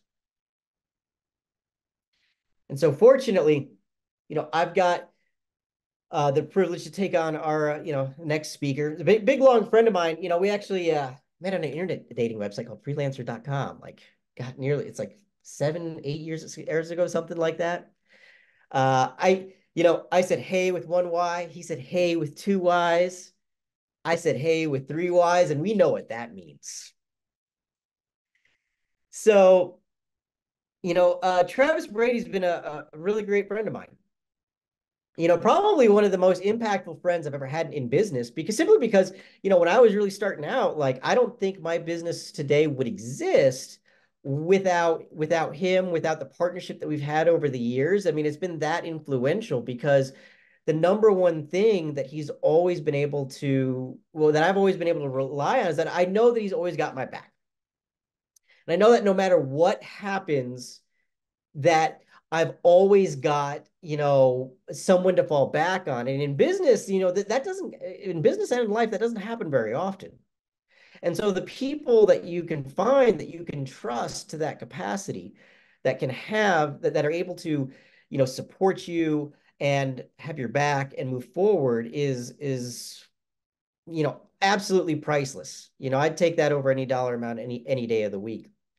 And more specifically, contextually, one of the talents that I've always admired with Travis is that he's capable of breaking down your message and your story in a way and extracting it from you in a way that people are able to resonate with, and that you're actually able to get onto these things. So it makes my job a lot easier when we're making a website or we're making anything like that, because extracting messages and brand identity and everything like that is a process. So if you would help me welcome Travis Brady, give him some applause because he deserves it. Thanks, Frank. Let's go. Thanks, Let's Frank. go. So I'm a big believer in the body is the mind. Tony Robbins actually talks about this. If I want to affect my mind, my body is where I go to do it. I know we've been sitting for like a couple hours. Let's go ahead and stand up. I want to show you guys a really cool stretch that will help re-energize your body. If you were to do, if you were to look at our central nervous system and the way it looks, it actually looks a lot like a tree or a flower, right? We acknowledge the flower, the rose, right? When girls get roses, they smell the rose, right? How often do you see them flip around and smell the root? But the root is what made the rose grow. So what we're going to do is I'm going to put my hands on my hips right here, and then you can't see me, but I'm just going to bend my knees, and then I'm just going to lean back, and then I'm going to breathe all into my stomach.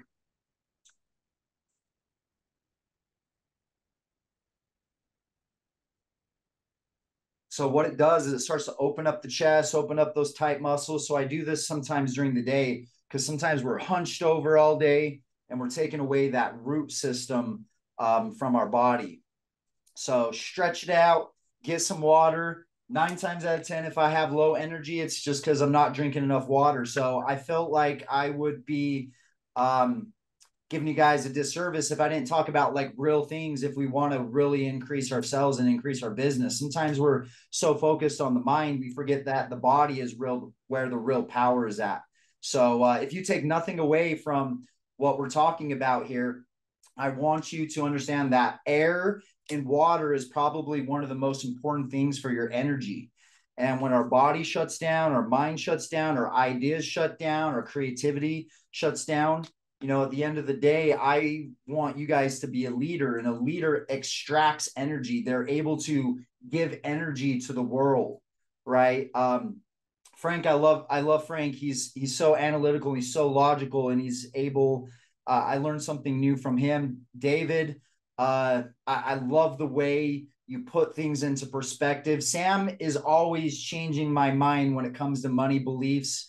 Melissa's like a sister. She has helped me through so many things in life. So I just really appreciate you guys. Joshua Graves, good to see you on here, man. One of the main sponsors of Brand X. We're going to have Andy Elliott here in just a second. Red Suit Realtor. I'm really excited about this masterclass because it really encompassed everything that someone would need to know in order to take their sales game to the next level. Sometimes we get caught in one particular conversation and not realizing there's lots of conversations we need to have. And in the day and age of the digital age, we're looking for answers. And I think that's really dangerous when we're looking for answers, because answers don't really give us what we really need. We need conversations. Okay. Conversations is the key to success. So I'm not knocking on information, but it's really a conversation. And that's what I like about these master classes, because we need to have a conversation here. We need to talk about things on a deeper level, and there's layers to this.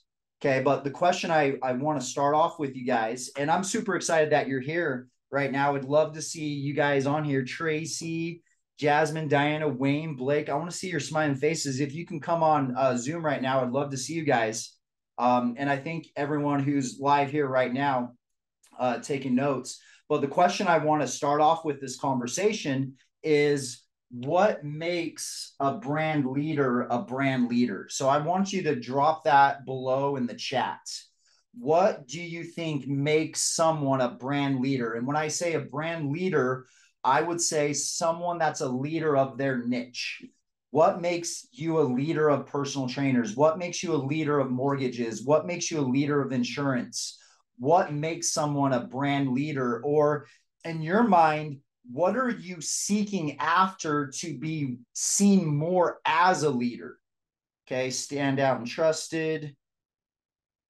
Okay, love it. What else? What are someone who actually, I practice what I preach and influence positive change in others? Love it. What else? So what makes a brand leader a brand leader? Being real and relatable. Okay. A great listener. I love that, Josh. They are comfortable in their own skin. They know they are going. They have fun going there. I love that too, David. David's always fun. I feel like I'm the bad cop sometimes. I come in and get all serious and passionate, and David comes in and makes sure everyone's laughing all the time. So David, thanks for always balancing out my intensity, bro. I appreciate it. So what makes a brand leader a brand leader? Here's what I would say. And all those things are great as far as things. And this is what makes branding so hard. And that's my focus, right? How do we really share our brand identity? Because that's the foundation of our business. That's where everything really begins. Okay. I'm looking at the computer here, but really I see you right here. I need to push up this so I can see your guys' faces better. So here's what I would say makes a brand leader a brand leader. A brand leader is very clear, and concise, and conscious in 3 stories. First, it's the story of the past. Okay. And that's what we're going to be talking about first. Okay. And I'm going to tease you a little bit. And I know we haven't gotten to like really technical stuff right now, but we'll pull all the way back around to this. Andy Elliott's going to come on, Red Suit Realtor, and we're going to have a really good conversation after this. So, story of the past. Okay. I believe in coaching from the bottom of my soul, because I don't think I would be where I'm at today without my coaches, mentors, consultants. And I was going to this relationship coach years ago, and she said something that really hit me hard. She said, you know, sometimes we're in this place of wanting to influence other person or influencing other people. And what we got to realize is, in order to really influence that person at the highest level, we have to allow ourselves to be influenced. So to influence is to allow yourself to be influenced. And so you've been influenced at some time in your life. And so in the past, when we're talking about the story of the past, how have you been influenced? What was your childhood like? What was junior high like for you? What was high school? Were you picked on? Were you never quite good enough? Was it always my best is never good enough? Or was it the opposite? Was it I can achieve great things? I'm meant for greatness. I have a great purpose. To even go deeper, well, we'll go there in just a second, but to influence is to allow yourself to be influenced. Okay. And sometimes we get to the state like, oh, they're trying to trick me. They're trying to influence me. Like, do you allow yourself to be influenced? And another question is, do you allow yourself to be sold to? Right? So we're talking about sales here, and we're trying to sell things. Do you allow other people to sell to you things? And with me, I welcome people's sales pitches all the time. I welcome them, and I learn from them, and I grow from them, because the more I understand this, and this is important, I want you to write this down, because how you sell is based upon how you like to be sold. Okay, I'm going to say that again. How you sell is based upon how you like to be sold. Okay, so we're talking sales philosophy and sales values. And I would say that is the number one thing when it comes to building a brand, which is how do you like to be sold? Because how you're influenced in that conversation, okay, affects how you sell other people. Okay. And so without going too deep into the muds, like some of you are so passive in the way you sell and so lackadaisical in the way you're sold. And that's tend to how you like to be sold. You don't like people up in your business. You don't like people pushing on you. And so we tend to take a back seat and approach it very, very casually, very, very soft. Okay. And it's not that, and it's not really that's what it is. The real thing is you like to receive value from somebody. You like to receive what they have to give. And then after you've received that, then you make a buying decision. So your brand, okay, which we'll touch on this and then we'll get deeper, your brand has to represent that valuable thing that you are offering something. Okay. So, and then to go deeper on this conversation is we are who we are through our experiences. Okay. I've been around so many people, and it's been unfortunate that some people grow up in unfortunate situations, drug addicted parents, parents that didn't care about them, or parents that maybe passed away. And I've heard some really, really sad stories over the years. And when I look at individuals and they're trying to go to the next level in business, it's like they're just doomed in a way because they haven't been around anyone. Their parents weren't entrepreneurs. Their friends weren't entrepreneurs. They're not surrounding themselves around someone.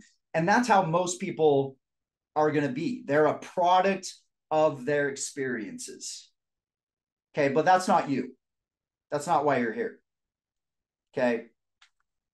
We are who we are through our experiences. So your experiences can define you, or you can define yourself through your experiences. Okay. And that second sentence is, I hope where you're living. I hope you're understanding I am not going to be a product of my environment. It doesn't matter how I grew up, what happened. It doesn't matter who my friends were. It doesn't matter who my coaches were in the past. It doesn't matter what unfortunate things happened. Like, I'm going to choose who I am, who I want to be, and how I experience this world. And so now we get into the first of our conversation, which is what is branding. Okay, so I like to draw pictures. My first mentor, Kirk Duncan, if you guys know him, he loved to draw pictures. And every time I drew a picture, it's like my mind was blown. And the reason why I like to draw pictures is because it creates vision. And so I could really understand it. So let's start there. You are your brand. Who's ever heard that? Drop a comment. Who's ever heard that or who hasn't heard it? Okay, you are your brand. So this is the cornerstone for you and your business. Okay, everything you believe, everything you do, and everything you have, okay, that is the cornerstone of your brand. Okay, and so you've heard this, you are your brand. Who's heard that? Raise your hand. I am my brand. Okay, I'm a walking billboard of my brand, right? We've all heard that before. And so now when we don't understand quite what branding is, and so for me, I mean, I didn't know what branding was. I thought branding was just a logo. I thought it was just a graphic. I thought it was a website. I thought it was just creating some stupid tagline. And so I was like, that's not genuine. That's not authentic. So I skipped over that part of it because that's what I believed it is. At the end of the day, people are going to hire you because you're good at what you do. Right. So I skip right over the branding. Okay. I am my brand. I'm a walking billboard. And so I go to the next phase. Okay. So the next phase of our business, okay, is when we start to get into the marketing. Okay. How do I market my business? Okay. What should I post? Where should I post it? What should I talk about? Right. These are some of the conversations that we engage in on a daily basis. And they're not necessarily bad questions. Again, it's a conversation. That conversation is later in the conversation. We're not quite there to the conversation yet, but if we're seeking that, now we're talking part of the conversation and getting answers that we're just not prepared to answer right now. Okay, so we're marketing. What are you marketing? Well, you're marketing how you serve people. Okay, drop in the comments what you do. Drop in the comments what you do. What do you do for work? How do you serve people? So Joshua has an awesome supplement company, just started Bullfit. Also does mortgages. Okay. What else do you do? Alicia, are you on here? She's badass. She does health fitness training. Okay. Drop in the comments what you do. That's what you said. Okay. So you're marketing how you serve people and you want to represent that service, right? And then what do you want after you serve people? What do you want? Money, right? Some of you guys want just likes. Some of you guys just want acknowledgement. Like I go on some of your social medias and I see all these people engaging with you and I'm like, those are clients right there. But you're not really clear. And this goes back to a conversation with Sam and David. Like, are you really clear of what you really want from giving value? Okay. Or maybe you feel unworthy of receiving the money. Maybe you feel like you have to give and give and give. And then you reach this point where you're completely burned out and then you're mad at the people that you're not getting paid, right? So I loved how we really began this conversation with sales. But what we really need is we need money. We need a lot of money. Okay, so if this represented real blocks, what do you think would happen?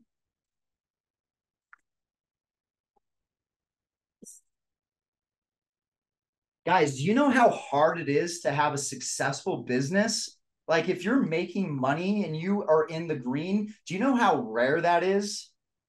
Do you know how, like, you should give your, like, I want to acknowledge you because if you're anything like me, you're hard as fuck on yourself and you're the hardest person on yourself. Like, I want to acknowledge you for a second.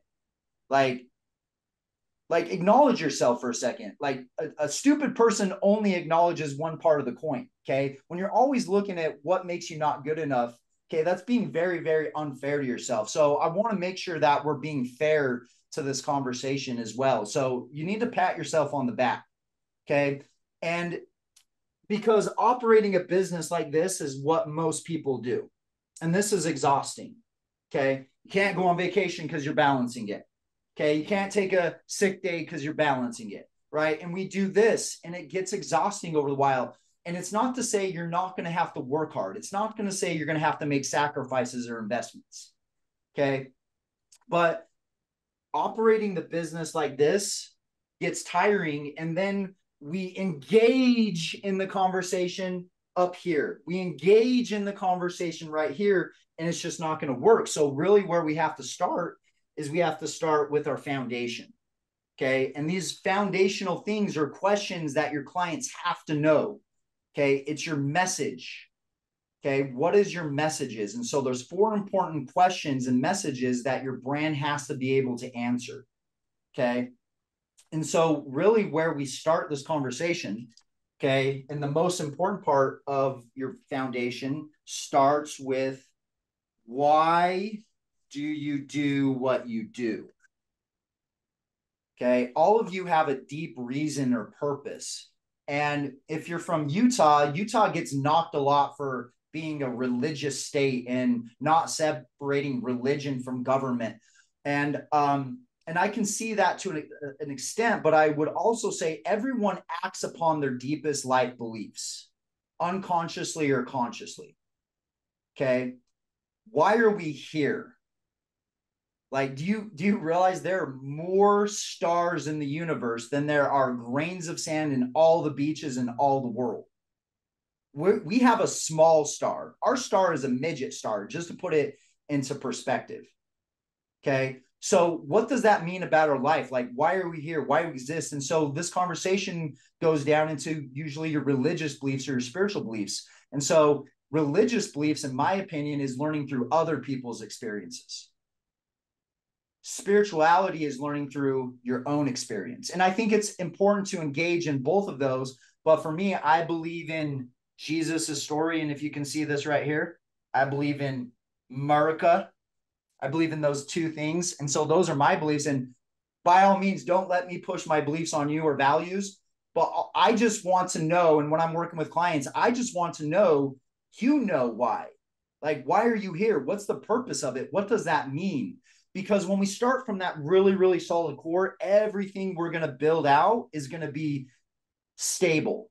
if we're unclear here, and I've watched it over the years, I've been in the coaching game for 18 years. I've had deep conversations with people that they haven't even told anyone in the world. I've had so many conversations. I would have to be deaf, dumb, blind, and completely stupid to not see a pattern here. And in your business, you see patterns too. And the pattern I see with branding and business is if we're unclear, we're unsure, we're not confident in some of those deeper beliefs, it shows up in our business. It shows up exactly with the way that Sam was saying earlier, we feel unworthy, right? And so these are important conversations we need to be having. So what is your why? I believe, so my why is I believe your experiences are worth documenting. I believe your experiences are worth sharing. Who has kids? Anyone have kids? Yeah, I have a 3.5-year-old boy, and he's at that age where he just wants to share everything with me. And as he shares all these things with me, I just imagine myself as this little boy, just so excited to share my experiences. And somewhere along the way, I think we lost that joy. We lost that passion. We lost that excitement to really share our experiences. And so everyone, personal training, excavating, mortgages, that's your way of sharing your experience with the world.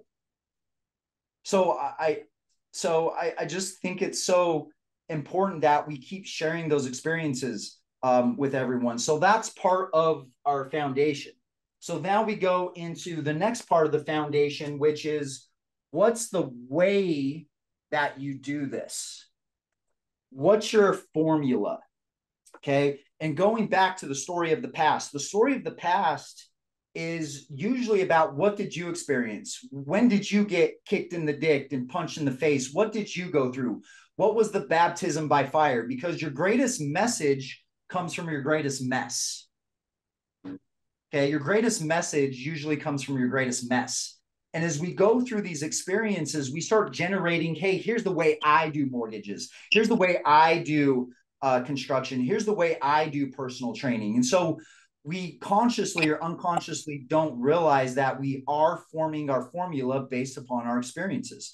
And so my experience in how Next Gen became an agency is I was in coaching and I was helping people brand, and they was going out and hiring these idiots with websites, idiots on videos, and they started hiring all these things. And so through the experience of that mess with some clients in the past, I said, you know what? Let's bring Frank in on this. Let's bring in my video guy. Let's make this an actual agency. So where it's a one-stop shop. So on top of coaching you through it, we're actually going to put this all together versus you trying to go off and find who's full of shit or who's not full of shit, who's good, who's not good.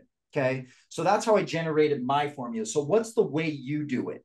What's different compared to someone else? Okay. All right. And then next thing is, so the next W we want to solve within our business is who do you work with? Okay. Who's your ideal client? And when we first get into business, and you could always tell the new business owners, we go, who do you help? I help everyone. You don't help everyone. And that's the problem is you can't help everyone and you don't help everyone. And as much as you need to be able to say who you help, you have to be just as confident in who you don't help. Okay. But sometimes we feel like, oh, well, I'm going to lose customers if I tell people I don't work with them. The opposite is actually true. Okay. You actually gain more respect and more love from those people you do help versus the people that you don't, right? So you need to be very, very clear. You are your ideal client. You are a version of you and you attract that version of you. Okay. And you guys notice this in your life. You go hang out with a certain friend and that certain friend seems to attract all the friends. Like I know who Sam Knickerbocker friends are. I know who David Gowan friends are, right? I know who Frank friends are. Like we all attract a certain being of who we are, right? So who is that person that you help? Okay.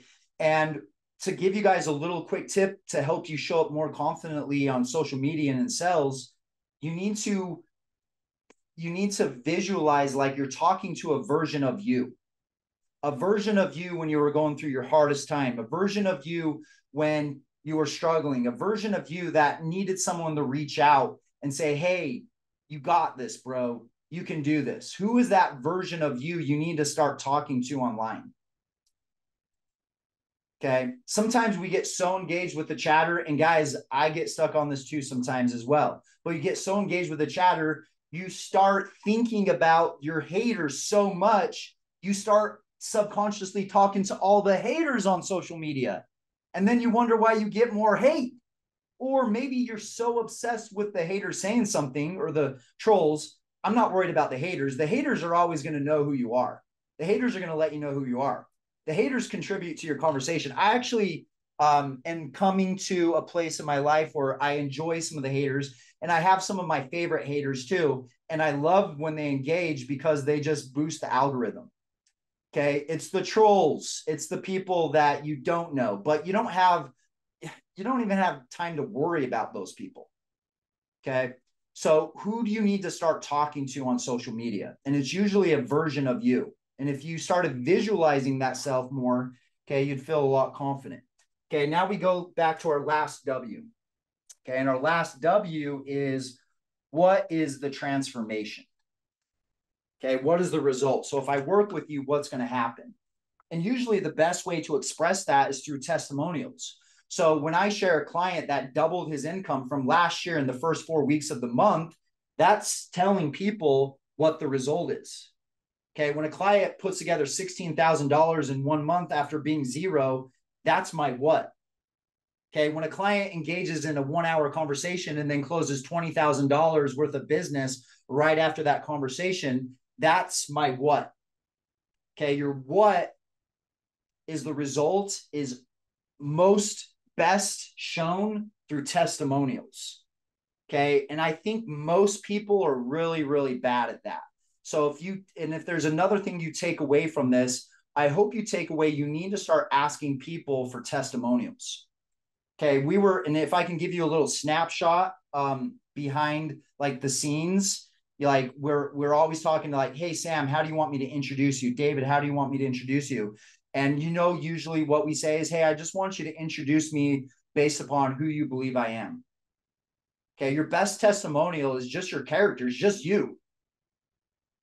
And I see you and I love you. And what you got to realize is you are so awesome. You are so cool. You are so loved. You are loved way more than you think you are. Just so you know. Okay. You are way more loved than you think you are. And I want you to take that in, and you need to start asking people for those testimonials. Okay. So now we got a foundation here. Okay. So now when we go to the marketing conversation, now we can have a good conversation in marketing. Now, when we go up to the service, now we can have a good conversation. So the questions we had up here naturally start to get answered. Okay. Does that make sense? I want you to drop a comment real quick, and I want you to put down, what is your main takeaway from this conversation? Okay. And while you're doing that, I want to share a quick video that's going to go and segue into the next conversation that we're going to have. So I'm on a Batman movie marathon right now. It's been going on for 3 months because I don't watch that much TV. And when I do, I usually fall asleep. But I'm on a Batman marathon, and I'm at Batman Begins. Who's watched Batman Begins before? Okay. Drop a comment. What's your favorite Batman movie? Let's do a little poll. What's your favorite Batman movie? Anyways, I was watching this part. Okay. And this will segue in the next conversation. And I want to show you this, and then we'll talk about it.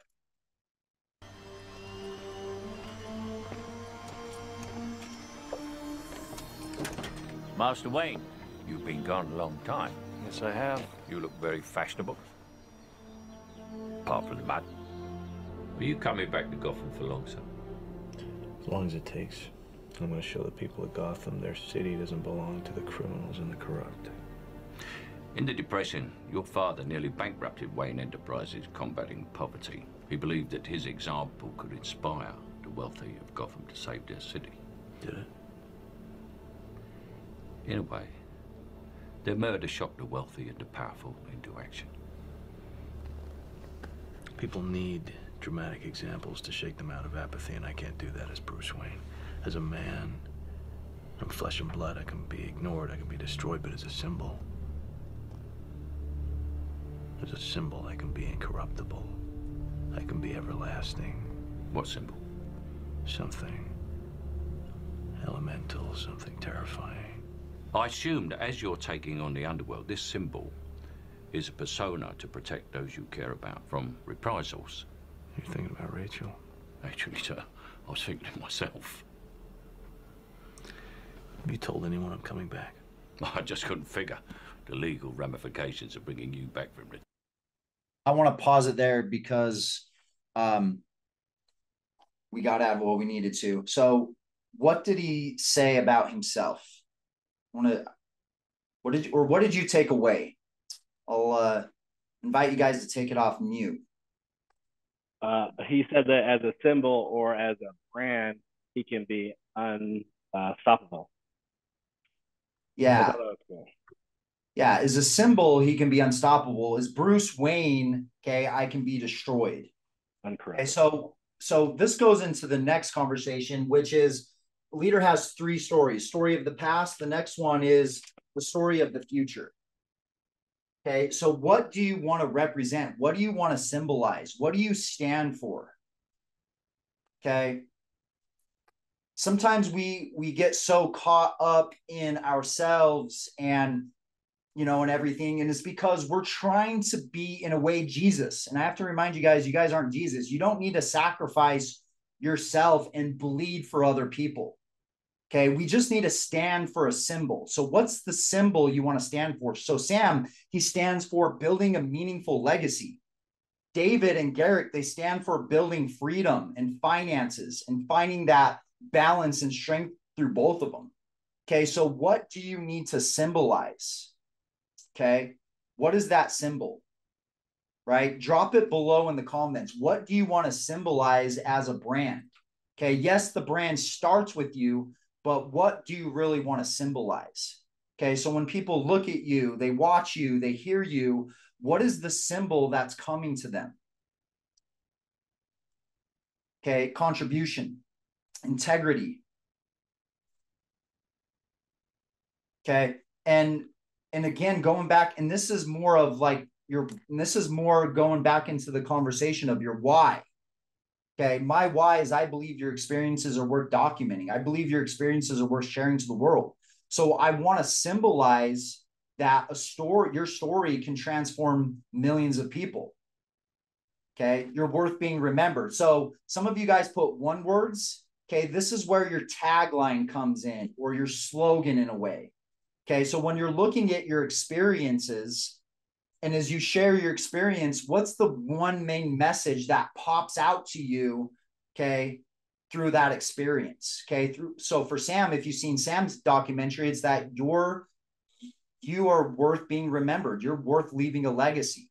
Okay, so what is that story of the future, okay, that you're casting? What's the vision that you cast for people? Okay, because every brand leader has these three components. Okay, so the brand components is they have a powerful story, okay, and message. Okay, so what's your story? What's your experience? What's your origin story? So if I were to introduce Keith, Keith is the guy that, okay, what's the story you want people to share about you? Okay, so Keith stands for what? What's the symbol? Okay, and I mean, if you watch Batman in a different light and what I just showed you, like you'll look at everything, right? He has a specific logo. He has a specific light that casts in the sky. Like everything that all these superheroes do is branding. Okay, so the story and message. And then the next one is what's the culture you're building? Okay, and cultures are best built in today's world on and offline.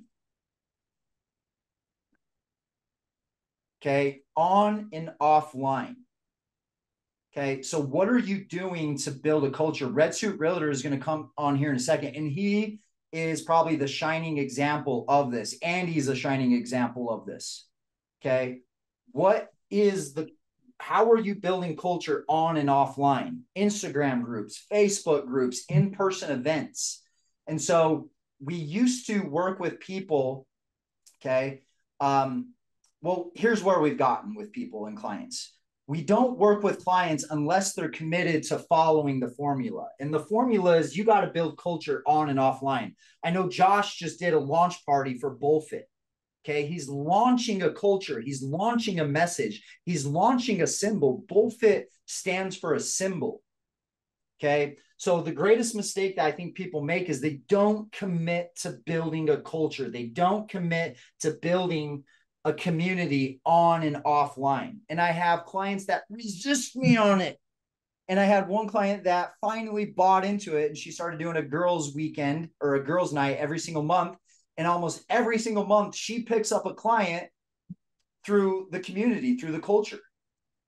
And if I'm looking at people's businesses, it's really the steroids. It really is. It's the steroids in business. What do steroids do? Well, steroids take what you're doing and they amp the result 10x compared to someone else doing the same thing. Okay, that's why steroids are considered illegal, okay, in the NFL and sports, is because you take someone who's doing the same amount of work and then you inject steroids, they're going to have a better result. Building culture on and offline is the steroids for you and your business. And I'm going to be a little hard on some of you guys for a second. The fact that you don't do this boggles my mind. The fact that you don't build culture and you don't host events on and offline is boggling to me because it's the steroids in your business. Okay. And let me share a lighter side of it. If this had nothing to do with business and everything to do with living a fun, awesome life, doing an event by itself is so much fun. It's so fulfilling. Friends want to meet you. Your followers want to meet you. People want to be around you. Okay. That's the thing I love most about our business is the events, the business retreats. Okay. The masterminds. Like, I love that. That's what I almost live and die for. Okay. Those after parties, those are so much fun. Okay. So don't negate this. And some of you might be traumatized. Some of you are traumatized. Okay. From 8th grade when you invited people to your birthday party and nobody showed up. Okay. We need to rewrite another story. Okay.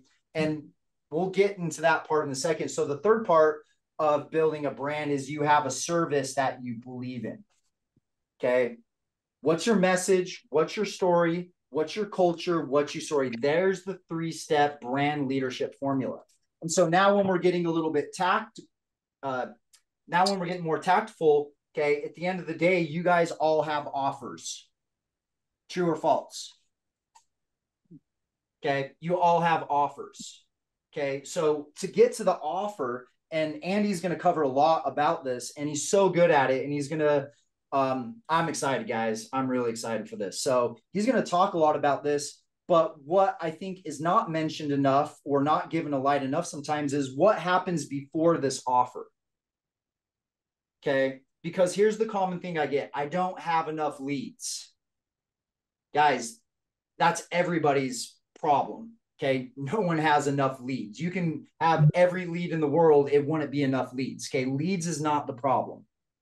Okay. The fact is we're not in a position, or the client's not in a position, or the customer to make to actually act upon the offer because there's certain things that haven't happened. So here's the things that have to happen, okay, before we make an offer. So the first one is they need to know your story and they need to know your messages. Okay. They need to know who you are, what you stand for, what you represent.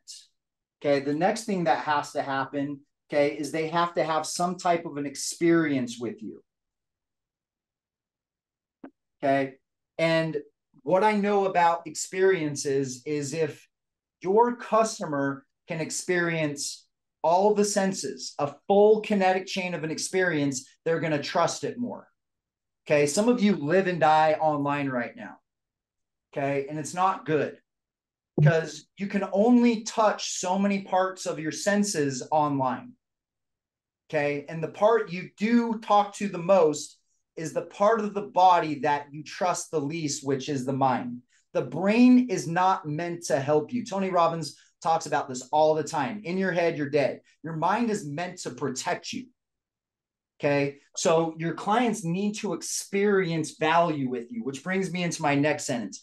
People don't pay you based upon what you're going to give them. They pay you based upon what you've already given them. Okay, I'm going to say that again. People don't pay you based upon what you're going to give them. They pay you based upon what you've already given them.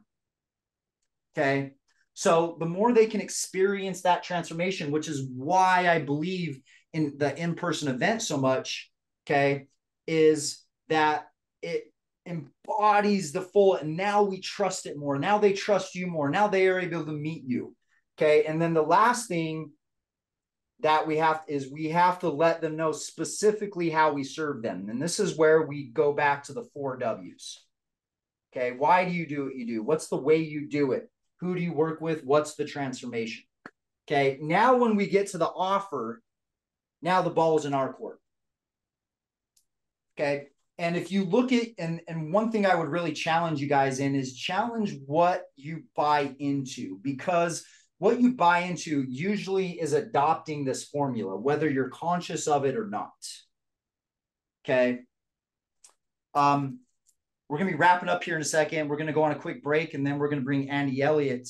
I want to make an offer to you guys, and this is going to be a phenomenal offer. You're not obligated to buy it, but it will be for those people that want to go to the next level. Okay. Here's what I've noticed about business over the years. Okay. There's a saying in, well, I've heard this and I've related it to business. They say the person who wins up the hill is the fastest. So the fastest person wins up the hill. The person with the biggest balls wins running down the hill. And when it comes down to it, you got to be fast and you got to be able to work past some of your fear, okay, around making investments into your business. And here's what I've seen over the years. It's not necessarily the people that are the smartest, the best. It's the people that can get over their fear the fastest. Okay, that's what I've noticed over the years. Okay, is you have to get over those things, and you're never ready. You're never ready for the next level, ever. And if you are ready for the next level, I would say to you, you've been ready for way too long. You've wasted a lot of time being ready. Okay. You're never, ever ready for the next level. Okay. You're never, ever ready for it. Before I was a father, I thought in my head, well, I'm not ready to be a father. I still need to become more of a man. There's still things I need to learn. I need to be more mature. I need to get maybe more out of my system. And I never felt like I was ready to be a dad. Okay, which was false. I need to be a better leader. And when I had Tatum, I realized it wasn't about being ready to be a leader.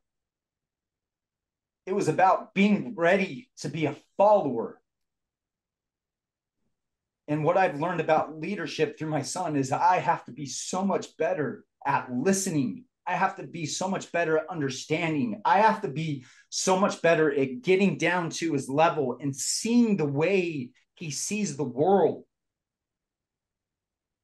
And so what I learned the most about leadership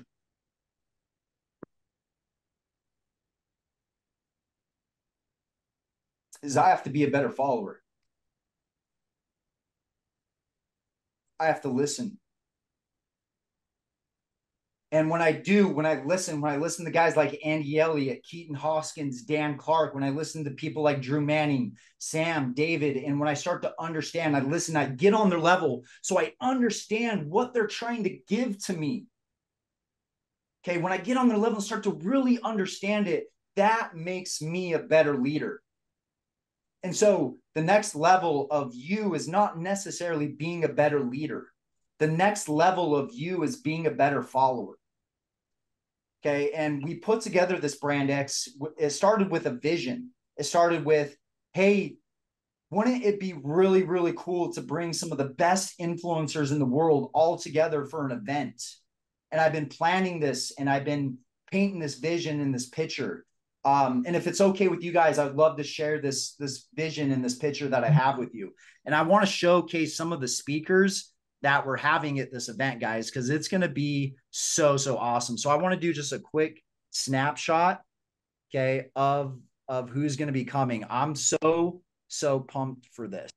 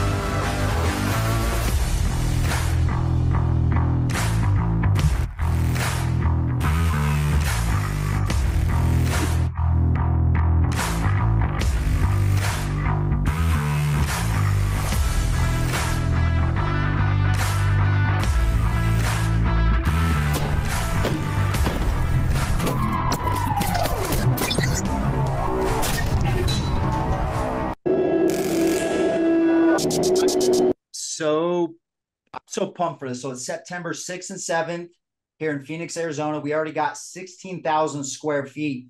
I've been to a lot of events. I love events. I've been to so many through the years, and I wanted to encompass an event that allowed everyone to really get connected, not just at the event, but moving up to the event, post-event. I want an event where it's an experience. I wanted an event where you can actually walk away with real usable content. So I'm so pumped for this. We have a goal as an agency to provide the best business experiences in the world. And I don't know if we're there yet, but we're definitely on our way. And we've had a lot of people say a lot of really awesome things about our events. Guys, this event's going to put all those other events to shame. Hands down, bar none. I'm super pumped for it. I'm excited for all the people. Drew Manning, he's been on Dr. Oz. He's been on Jay Leno. He's been a nationally recognized brand for 10 years. Dan Clark, top 10 motivational speaker in the world.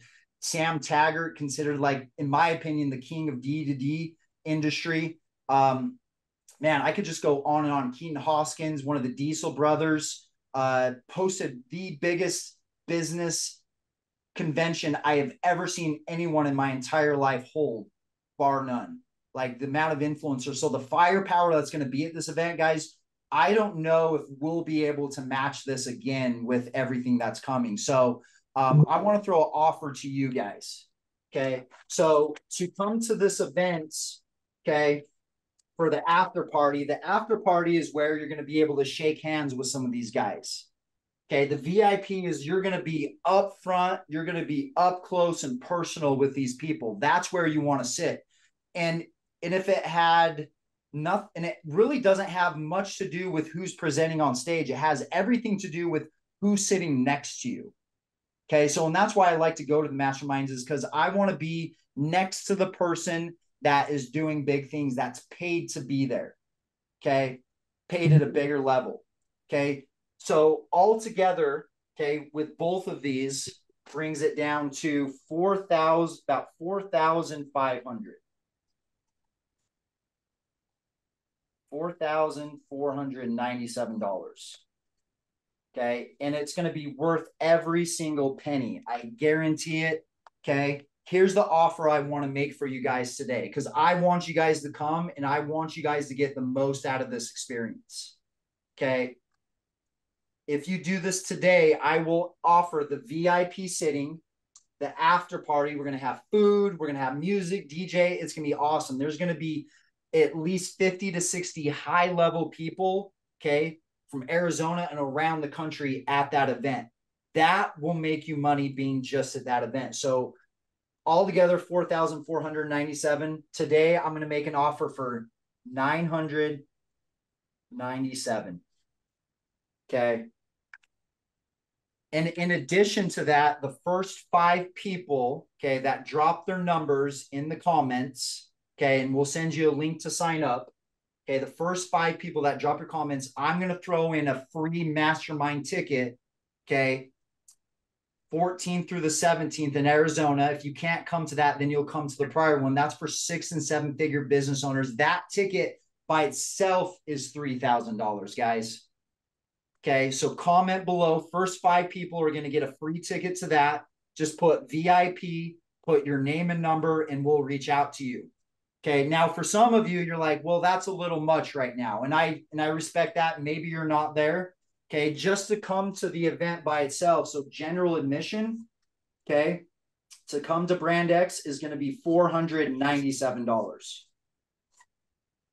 Okay, today, I'm going to make you an offer for that. If you do it today and you'll drop GA below, I will give you an awesome ticket for $97 to come to that event. Okay. So first 5 people, okay, $997. All right. You get the mastermind ticket, you get the VIP sitting, and you get the after party. Okay. Others just put GA. I'll drop it from $500 to $97. I won't offer a better deal than that to come to this Brand X event. Okay.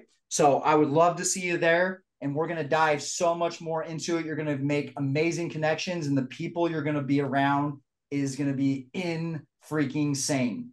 Okay. So I'm super pumped for this event. I appreciate you guys being here. We're going to bring Andy Elliott on in about 9 minutes. Okay. So at 3:30, at least my time, Andy Elliott's going to be back on here. Okay. So grab a quick break, quick drink, go to the bathroom. Okay, and we'll see you guys here in just a second. What were some of your takeaway before we bring on Andy Elliott? What were some of your guys' takeaways from the conversation we've been having so far?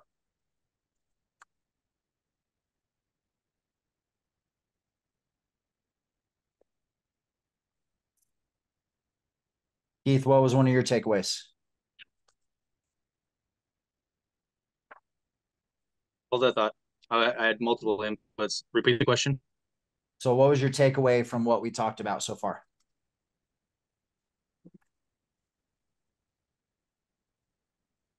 Honestly, I got a lot of work to do. I need to define the vision. I know my story, but I don't have it deduced down to where I can express that to somebody and they can understand it in a short, sweet manner. So how can I need to break down my vision to where it can be explained based on my past and my experience. Okay. Love it. I want to bring on Andy Elliott right now. Hopefully you guys are following him on Instagram. Love all his stuff. I don't stop to view everyone. Andy is definitely one of them. We had an awesome podcast together. His sales training was awesome. Yeah, just huge respect and love for everything that he's doing. So, Andy, go ahead and rip it, man. I'll give you the stage. Yeah, guys. So number one, listen, just want to tell everybody I appreciate you. Looks like we got about 30 people that are on here live, Live, right? And then there's people that'll probably watch this later. But I want to tell you guys something real quick, okay? Just everybody, do me a favor. I want you to write something down, okay? Sales and leadership. I'm just going to tell you how to get rich real quick. And I know that you guys think you know this, but if you don't have what you're after in life right now, then you don't have it yet. Okay. So what does that mean? That means we got more learning to do. Now, I want you guys to understand something really quick. This is super important. There's the day you're born, the day you die, and the day your life changes forever. Okay. There's this thing called total immersion that a guy named Tony Robbins, and I know you guys know who he is. He talks about it all the time. That means immerse yourself into something that you want to become the best at. Okay. So if you're taking notes, write this down. Master of none. Master of none. What have you mastered in your life up to this point? Not what are you good at? Not what do you want to be good at? Not what have you mastered? What are you the top 1% in whatever it is that you do, whether it's an industry or whatever? What is it that you're the top 1% at? Guys, I want to tell you something. All I want to talk to you about for the next, 25 minutes is about mastery. I want you to decide what you want to do. I want you to decide who you want to become. Hey, has anybody ever thought who they want to become? You know, like, who do you want to truly become? Like, you know who I want to become? And I tell my wife this all the time. You know, like by the way, I want to become a lot of different things, but if I was to name a person who I would like to become one day, it'd be like Tony Robbins. That would be the guy. That'd be the guy. You know why? Because Tony Robbins changes more people's lives than ever before. I remember Tony Robbins telling this story, and I want you guys to listen up right now. You guys all sell different stuff. I'm going to ask everybody a question. Is your product good? Is it good? Yes or no? If it's good, does it help people? Okay, well, if you got a good product and it helps people, if you don't learn how to sell and you don't become a good leader, how in the hell are you going to lead someone to be sold on that product and change their life? If you guys don't wake up, number one, you're never going to master anything. You're never going to get to where you want to go. You're never going to create mastery. But most importantly, people are going to stay stuck. They're going to struggle. The reason why you need to be great at sales is because if you don't sell people and you got a good product, they're going to stay stuck. They're going to struggle. And even worse, they're going to end up with your freaking competition who isn't going to follow through and take care of their asses. Okay, that's why you got to master something. Guys, once you get serious about life, life starts to take you serious. That's the way it works. You know, I remember when I was reading the book, Tim Grover, Relentless, it said, does winning recognize you? If you're not winning right now, it's just because it doesn't recognize you. There's probably a couple things you're not. Number one, you're probably not mentally tough. Everybody write this down. Mental toughness. What does that mean? Every day life's going to hit you in the face. You want to listen, it's hard to win. It's hard to lose. Life is always hard. What are you going to be addicted to? If winning was a person and it had a camera, right? You know, in the era of social media, let's say winning had a camera and it was watching you right now. Like, I'm looking at all you guys and I'd be like, oh yeah, there he is. There's Joshua Graves. I see you, buddy. Yeah, it's my boy. I see you. I see you staying up late. I see you waking up early. I see you going to the gym. I see your discipline edge. I see the way that you talk to people. I see your standards. I see the way you're treating your family. I see how you can kick ass at work all day long, lead people, be the example. I see the way that you're bringing home energy to your family through the roof. I see the way you're taking care of your kids. I see your body. I see the way that you spend time on yourself every morning, making sure that you take care of yourself first before you take care of the rest of the world. I see you. I see you don't need a babysitter to hold your hand and walk you through life. I see you. Come on over here, buddy. Let's become friends. That's what winning wants to do with you. But a lot of you, it doesn't do that with you. And I'm going to tell you why. And I know you know this, but at some point in your life, you'll start to consciously pay attention to what it takes to finally win. Okay? You guys, what you do when no one's around is who you are. Newsflash. I don't care who you are on this call. I don't care who you are when your employees are around you. I don't care who you are when your customers are around. Who are you? How do you talk? How do you think when no one is around? That's what will determine who you become and whether you make it. Okay? Now, by the way, can everybody agree? I don't care what script I give you right now to close the deal. I don't care what objection handling technique I teach you. If you don't change, you're not closing anyone's ass. Dude, nobody wants to buy from. There's an old saying that says relationships kill objections. Relationships kill objections. When people like you, they buy anyways. There's no like, oh, say this and then they'll shut down. They don't like you. I'm not being a dick. They just don't like you. They don't want to be like you. I'm going to give you guys some life hacks about sales. Okay, for a minute. Number one, if they don't want to be you, then they're not choosing you as their mentor. They're not going to let you lead them. They're not going to buy. What if there was a way on this call right now that you guys walked over to the mirror when we're done, looked in the mirror and goes, Would I choose me to be my mentor? Listen to what I said. Would I choose me to be my mentor? Would I choose me? Am I that person that I want to be? If not, why would anyone else choose you? Now, I'm not asking you to get down. This isn't about like me degrading you. This is me about asking you to not call you out, but to call you up. How about we level our asses up? Okay. By the way, there are levels to this game. Okay. My company, I have a 9-figure business. I will have $1 billion business. I have a 9-figure business currently. There are levels. I remember when I made my first 100 grand, when I made 500, when I made 1 million, when I made 5 million, when I made 10, 20, 30, 40, 50, 60, 70, 80, 90, 100. There's levels. You want to go to a Billy? You want to make more money than ever? You got to change. The person you are now can't earn that new money. That's the secret. So what are some things that I do? Okay. And by the way, to me, sales training is very, very simple. By the way, because I'm labeled a sales trainer. So I always loop back to that. When really how I win, I'm the fastest person that I know that can recreate and change. In 4 years, we've been able to build a social media channel and a platform, right? That's super important, by the way, just in case anybody wants to be aware of how important a brand is. Probably one of the single-handed most important things we ever did in our life. If I was a great guy and I changed my whole life, but no one could see me and nobody knew who I was, what does it matter? Some of you guys right now, what does it matter how great you are if no one can see it? By the way, it's not for you. It's for you to be a good example and create high human excellence and share it with other people. Can I ask you guys a question? Are leaders selfless?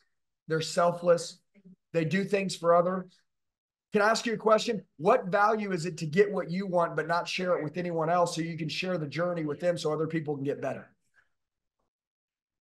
You know, I can look in every one of your eyes right now and I can tell those who are entitled, those who aren't going to change, and those that are. I can tell. You may say, you don't know me. I know you, dude. Your eyes are the window to the soul. We see everything that you're about just by looking in your eyes, which is another reason why you don't sell a lot and why a lot of people don't follow your passion, your vision, and your dreams, and they don't buy into your shit, is because your eyes tell me you're full of shit. You want everybody to follow you? Change faster than anyone they've ever met. You want everybody to follow you? Be able to create relationships with people that they've never made with anyone before. You want everyone to follow you? Prove to us you are who you say you are. You want to know, everybody write this down. If you want to be great at sales, you got to have self-esteem, self-confidence, and self-belief. How do you get self-esteem? Well, to me, it's by doing what you say you're going to do. Look back over your life over this last year. How many things did you say you were going to do and you didn't do them? How many times did you say you're going to get up at 5 a.m. and go to the gym and you didn't? How many times did you say, starting now, I'm going to start eating clean? And yet you couldn't make it 2 simple days or 2 simple weeks. Or you eat clean all day long in front of everybody else, but then at night, you're a snacker. You're a little fatty.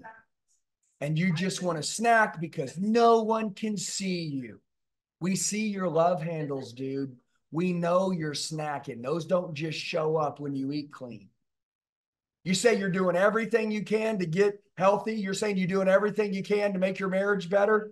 Bullshit. I'm not buying that for a second. So guys, I want to tell you guys some things that I love, and probably one of the reasons why I talk the way that I talk is because I love firm, hard accountability. I love it. I am a drill instructor to me.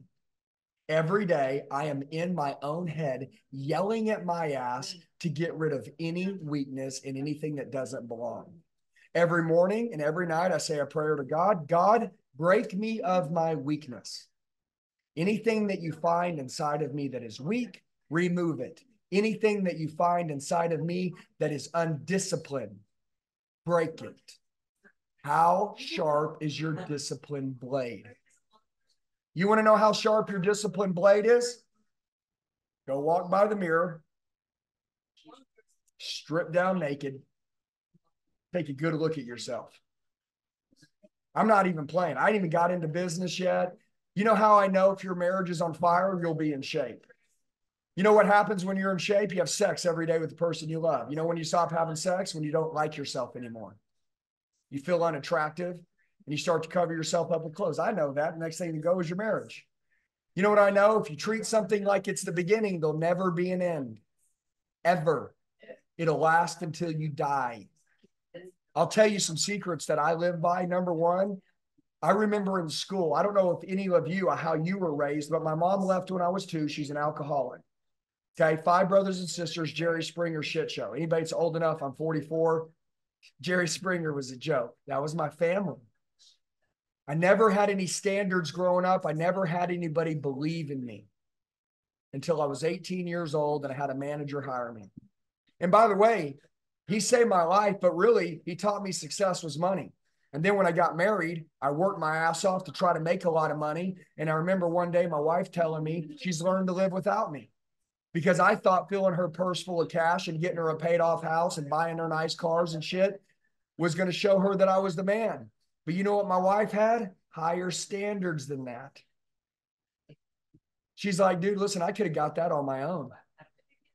Okay, you know what I wanted? I wanted a man. In a world right now where most men have become pussies, sorry, ladies, you know what I mean. They've become soft, weak. They're not strong leaders anymore, okay? They don't show the example. I'm going to ask you a question. Who do your kids look up to? Superheroes?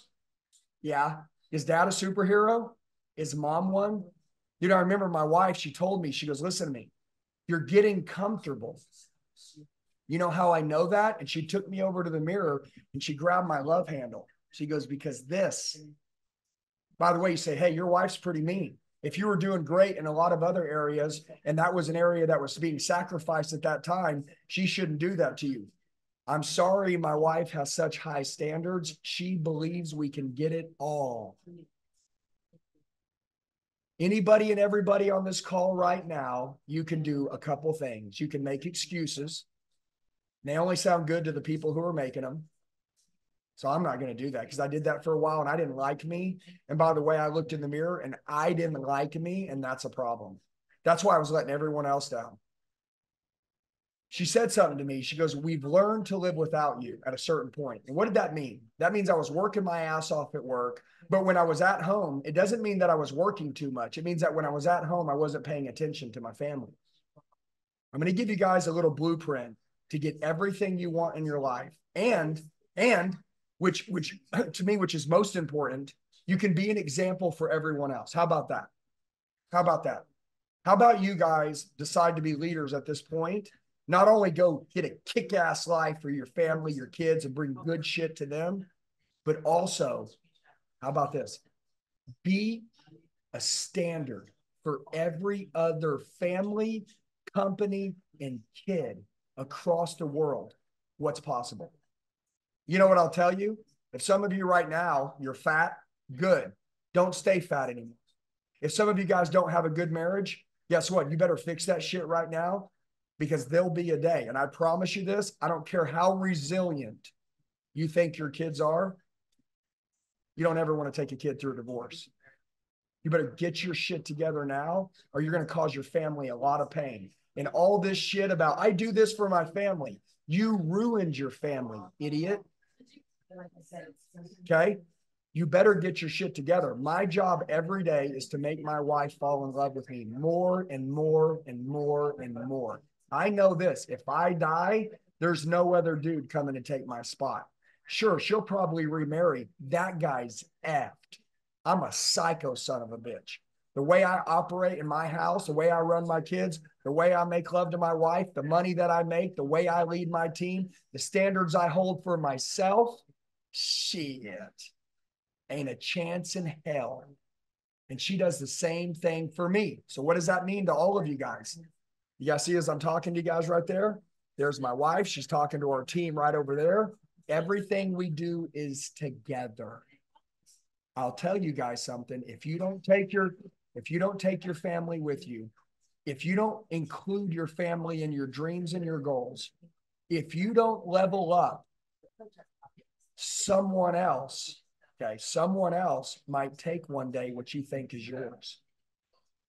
Okay. You don't get to keep everything. You love your kids. Can I ask you a question?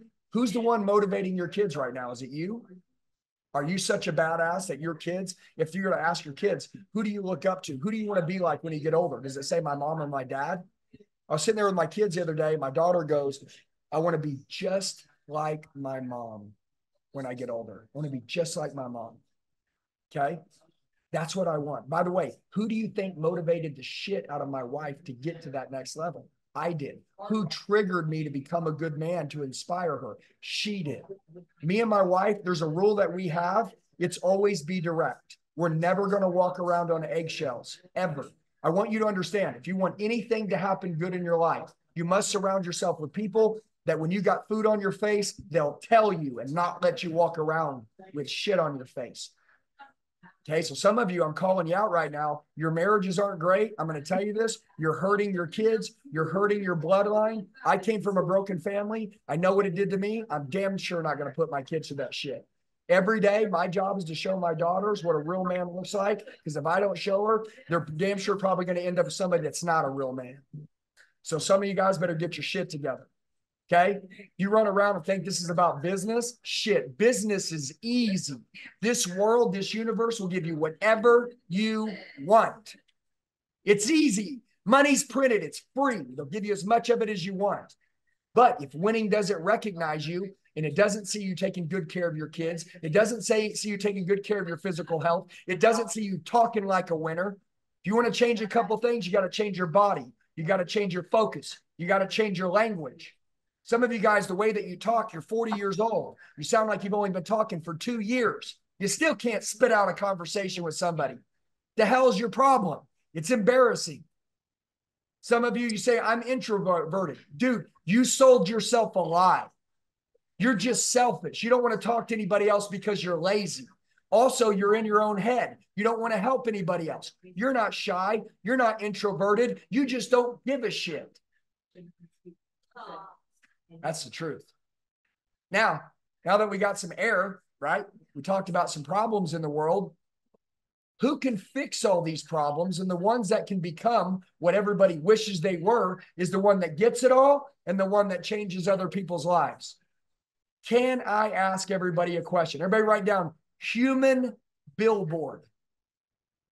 This is what I think. I'm just going to tell you my opinion. 3.5 years ago, I started a business called the Elliott Group. I had 0 social media, 0 followers. I didn't have a company, not one employee. I was making no money. I quit my W-2 job and I decided to start this. You ready? I decided I was going to be a walking human billboard. Everywhere I walked, everywhere I was, I wanted people to look at me and to know by looking at my body without me even speaking to them that I was disciplined. And if I can take care of myself, I can take care of them. Period. End of story. Secondly, I wanted people to see the way that I took care of my wife. I wanted people to see me. When my wife calls, I'm always like, hey, babe, what's going on? I'm in a meeting. Is this something that's important? Do you need me right now or can I call you back? It sets the tone for anybody talking to me how important my family is. Do you do that? You ought to. You know, your wife's #1 goal is she wants to be #1. I know that's pretty crazy. Don't make her #1. She'll ruin your life. Ladies already know. That's the reason why they don't support you, because you don't support them either. And by the way, you can either be their hero, you can be their knight, what they wanted, you can be a badass, you can be their fantasy.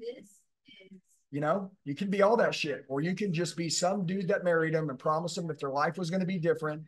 And after the wedding day, you became a piece of shit. And they still tell you that they love you and all that shit. They're not in love with you. They're not, dude, in order to do that, you got to earn it. You ever heard earn? Earn the right. Earn the right every day for them to fall in love with you. Reprove. You proved it once, prove it again. why they should stay in love with you. Your children, why should they choose you as their hero? Reprove you're the best dad every day. Your team, I will never let my team outgrow me. I grow so fast. I change so fast. These son of a bitches don't even know how I do it. I'm the leader. I'm the one that sets the example, sets the tone, sets the pace for what winning and what winners look like. And I wear my heart on my sleeve every day. Every conversation I interact with someone with, I don't care if it's at the gas station, it's at the gym, it's at my job, or it's at home. I will always speak to people with my heart, and I will always be direct. And that's the same way I want people to be with me. I don't want to be around people that talk shit behind my back. I don't want to be around traitors. I don't want to be around people that don't hold the standard. Guys, I want to tell you guys something super important to me. I would love for I built a company. I've got about 100 people on payroll. I already told you guys we make a shit ton of money. We're growing like crazy, but we change a lot of people's lives. I want to tell you what I want. I want to build a company that inspires other companies. I want to build myself that inspires other men to go take care of their families, because that's what this life is all about. Money's easy. I'm going to tell you a hack. Whatever the hell you think is going to happen is going to happen.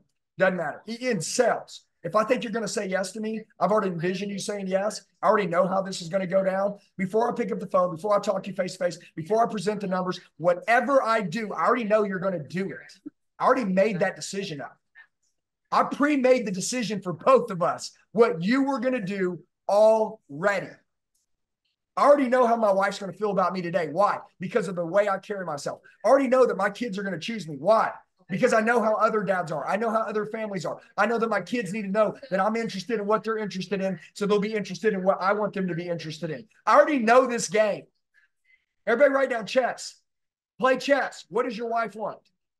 What does your kids want? What do your customers want? What do you want?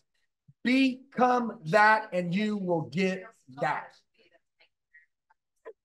You know why a lot of people don't get it? Because most people aren't disciplined enough. It's the number one reason. There's two things that I really highly believe in. Number one, you got to have a delusional belief at all times that you're going to get what you want, and don't ever waver. Be unrealistic. If I'm talking right now and some people are like, I don't like this guy, go ahead. Keep running that mindset. We'll see where it gets you one day. Go ahead. Yeah, very unattractive. Tell me how that works for your bank account. Let's swap bank accounts for 2 seconds. You'll shit your pants and you'll start listening real fast. Okay, let me show you how I operate with my freaking wife every night. Let me show you the sex that we have. Let me show you the way that I operate with my kids. Let me show you the way my team loves me, the loyalty I get. Come on, man. Dude, listen to me. If you want to be a psycho competitor, you got to get it all. Okay. And then also I want to tell you, I want to be close to God. This is super important to me. I believe that I have a short life. It's about this long, and I got a lot to do. Every one of you right now, you need to understand real quick, after we get off this call, could be your last second. I was driving to work this morning, and I saw them sweeping up a body off the street from a car wreck. I don't know if it was a girl or a guy. I don't know how old they were. They probably got out of a meeting, finished leaving their job, said they were going to go to the gym and they'll meet for dinner. That dinner's never happened. I'm going to give everybody a challenge. I want you to write this down. There's a book. It's very short, but I want to tell you life is short. It's a very easy read. You can probably read it in about 10 pages. Just like As a Man Thinketh is a small book, there's a book that I read when I really got serious about my life, and it's called If I Only Knew. If I only knew. Yeah, if only I knew. If I only knew. My wife, she always corrects me. She's like, but it said, but what was it called?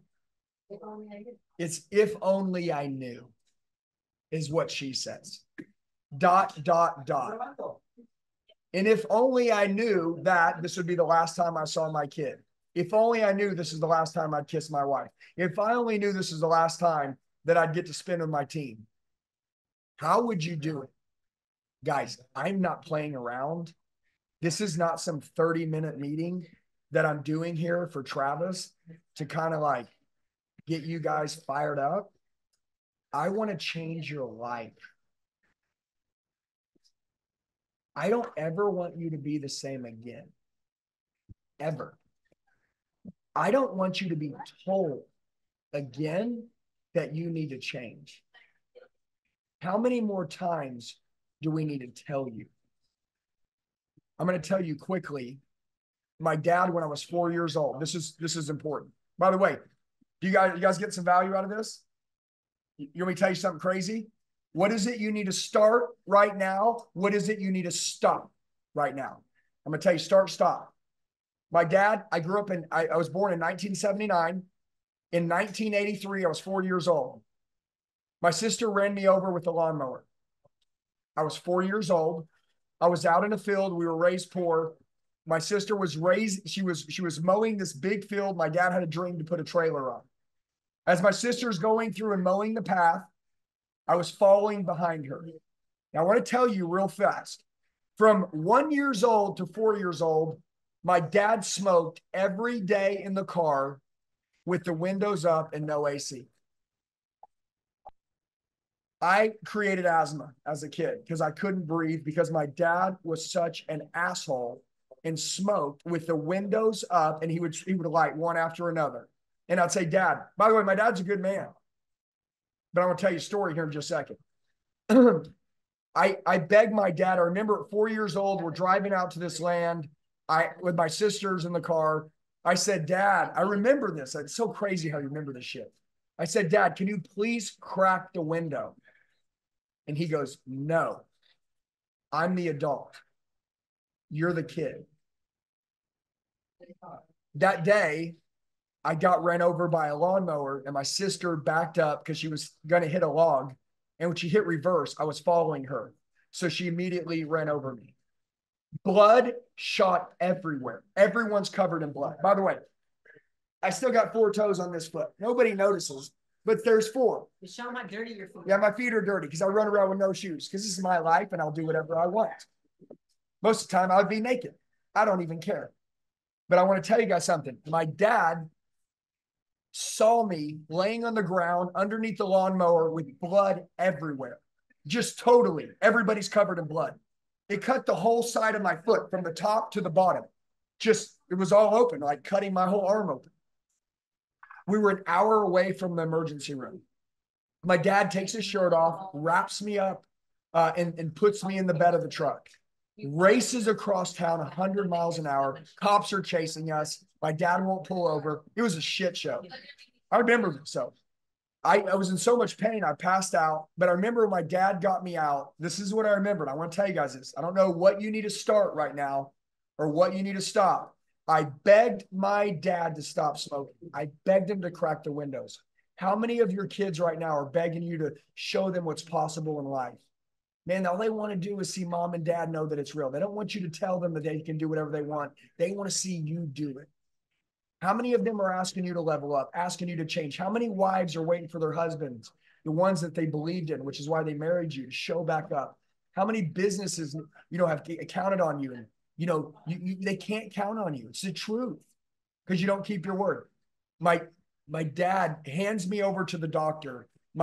The doctor grabs me, and I remember this like yesterday. I was purple as a kid because I bled out. And the doctor tells my dad, there's a good chance your son's going to die.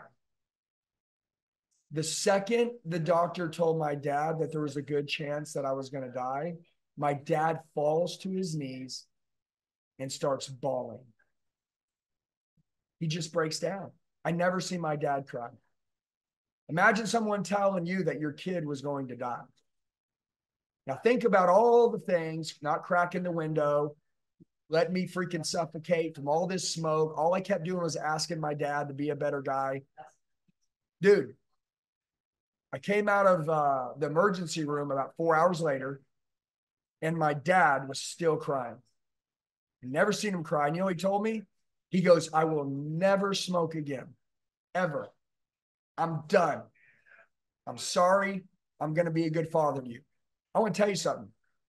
It took me almost dying for my dad to quit smoking. Some people, they need to wean off something. Some people, they have to wait for something bad to happen before they'll change. I would tell all of you guys as we end this call, Don't wait for something bad to happen before you live your best life. Don't wait for something bad to happen before you wake up and you change. How many more times do we got to tell you? One day you're going to get a bad doctor's report. One day, one of your kids ain't going to make it home. Or one day, your wife will be packing the shit, walking out to the curb, and she'll say, thank you for financially supporting us or whatever, but I don't love you no more.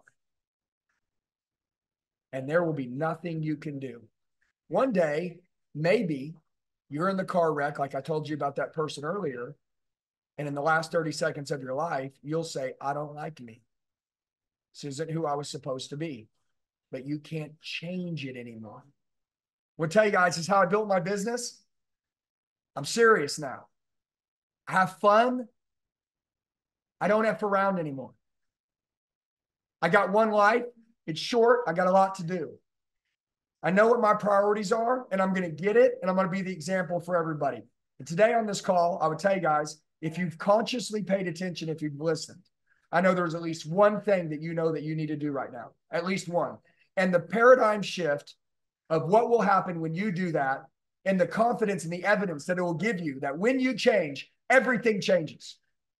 You will become addicted for the rest of your life to self-develop, to learn. And anybody that can do something better than you, anybody that has something better than you, what does it cost you not to become that, not to have that? Cost you everything. Okay? So the time that you guys have spent with me today, 30 minutes, I gave you 30 minutes of heartbeats for me. You gave me 30 minutes of heartbeats from you. I hope today counted. Okay? And I want to tell everybody, because I was talking to Travis, there's an event. You guys know Brand X is important to Travis because Travis believes in changing people's life. Guys, I'm going to be at Brand X. It's going to be in September. If you guys haven't been told, which I'm pretty sure Travis has, I'm going to bring the freaking heat and I'm going to tear this freaking stage to pieces. The shit that I will bring in this room will be worth millions of dollars. Unfortunately, you don't have to pay millions. You can buy a ticket for $97, or you can go VIP and spend $997. I would tell you, if you don't go VIP for $1,000, you don't have the abundance mindset and you're thinking too small. I would recommend every single one of you right now, all of you, just make sure Travis will tell you how to get your tickets. Buy your tickets to Brand X. Be there with me. I want to meet you. I want to shake your hand. I want to take a picture with you. But more importantly, I'm going to deliver a message with all my heart, with everything that I have, that I promise you will impact and change not only your life, but if you show up ready to change, and just like we did today, you'll change millions of other people's lives. So I love you guys. I appreciate it. Travis, thank you for having me. Andy, dude, you just light my soul on fire, man. I appreciate you and your words. And I'm super excited to have you at Brand X. And yeah, just as saying, guys, like if you're not committed at 97, you might want to check on where you're really going in business. Okay? I don't think anybody will do the 97. Okay. Like do the 997. Like don't do 97. 97 stupid. That's like, let me see can I ask everybody a question? Did everybody get at least $100 worth of value on this call? Okay. We're on a piece of technology. I want you in the same room with me. I know there's other speakers too, but I can't speak for them. For me, I'm burning this bitch down. That's what my promise is. Okay, so I'd like to spend some time with you guys in the VIP. I think that'd be cool. So I just wanted to tell you guys that. So Travis, make sure you get them away that they can get a ticket. I look forward to spending some time with you guys. And you guys have a blessed day, okay? Have a blessed day, guys. God bless. Let's go. Let's take over the world. Thanks, Andy. Okay, again, guys, drop VIP 997. Then with that ticket, you also get a free branding strategy session. Okay, this is going to be a 2-hour session. Break down your entire brand, get into your marketing, get into everything. Okay, that session by itself is valued at $2,000. Okay, first 5 people are also getting a ticket to the mastermind. If you can't come this year, it'll be next year. And I'll tell you what, that's a room you need to be in. Okay, the collaborations and partnerships that happened was incredible. Okay, if you purchased that ticket and you got everything that was involved with that and you didn't feel like it was worth $9.97, I will give you your money back. Okay. And if you think I'm lying, you just ask Melissa, okay, what happened to someone a couple of months ago that didn't feel like they got their money's worth. We gave it back to them. Okay. You have no risk of being to the VIP. You get the after party. You get to be around Andy. You get to be around Keaton. And you also get to be around all the other speakers. And one guy you're definitely going to want to be around, which is coming up next, which is the man, Red Suit Realtor. I called him by his first name one time and I thought he was going to kill me. And so I want to bring on Red Suit Realtor, but drop your name, number, email, put VIP or GA, okay, to come to that. Red Suit Realtor, it's all yours, Ben. Let's go, baby. Hey, if you're not fired up after listening to Andy Elliott and Travis Brady, I don't know what's going to happen. Hey, if you're fired up after that, give me the little fire emoji. Let's get a little energy, a little afternoon. I know the caffeine's not kicking in. I'll tell you right now, I'm inside. You get a little bit of an echo, but I'm inside of a house 2 months ago that nobody wanted. This house was disgusting. It was nasty. And I sent it out to a whole bunch of my investors and I said, look, this thing's amazing. This thing has so much potential.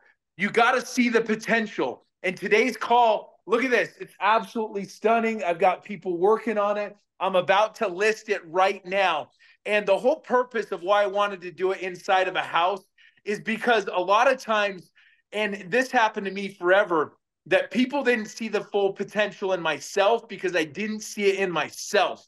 And so what I want to talk to you guys today about is how to build your table and how to level up and how to put yourself in the best rooms. So when you guys attend these events, and there's the Limitless event that's coming up, I'll be there. I paid 10 grand like day one to be in the VIP room. Why? Because I want to hang out with Andy Elliott, with Keaton, with Travis Brady, with all these rock stars, because the best way to build your table, guys, is by helping others build their table. So I want to talk to you guys about a couple principles about growth, about sales, about marketing, about branding, about what you guys need to do to see the full potential in yourself. Now, Andy Elliott is one of the best speakers that's out there. You got guys blowing. Look at this. We're not even messing around. I got guys blowing right during the call. Here's the thing. Here's where I've struggled with this, and this is what will take you and your business to the next level. What you have to do is you have to see other people and you have to stop treating them like they're your competition, like they're your mentor, like they're your guru, like they're your God. They are your inspiration. They are your teammate. And as you guys realize, as you help Andy Elliott and the Elliott Army grow and you show up to their events and you help them win, naturally what's going to happen, you are going to be attracted to people like yourself. And so what Travis wanted to talk to you guys about, this is probably the one and only time you don't get to see the red suit in his actual suit, is I want to talk about how to build your brand, how to build your network, and how to get people to come to you, okay? So the problem with sales and marketing is we're always chasing everyone else. We're always chasing the next sale. We're always chasing the next deal. What you guys need to do is you guys need to focus on how do you get people to come to you? So there's a strategy, and I want to teach you guys this strategy that's going to help you guys crush it in social media. So the first strategy is give 3 times. So you utilize social media, use your stories, and give 3 tips. So, hey, if you're fixing a home and you paint it this certain color, do this. Boom, 1 tip. The second thing I want to teach you guys to do is talk about your life, talk about your story, because people don't buy your product. They buy who you are. So the best thing that they'll buy you is show your kids, show your life, show your struggles. When you're having a bad day, get out there and say, hey, I'm really having a bad day. This is why. People will be able to connect with you guys. If you want to connect with people on social media, I recently just had a good friend of mine, his son just recently committed suicide. 15-year-old son committed suicide. Broke my absolute heart. I've got 4 kids myself. My oldest has had depression, has had anxiety, has faced those battles his entire life. And so I started to share, gosh, this is what I'm going through. How do you overcome it? And being vulnerable is your superpower. Stop trying to act like everything's perfect when it's not. Some of the best engagement and the best sales that you guys can do is by being yourself and being vulnerable. So as you guys learn to be vulnerable, that's going to help take the credibility is going to go through the roof. That way, that's the last thing that you're going to do.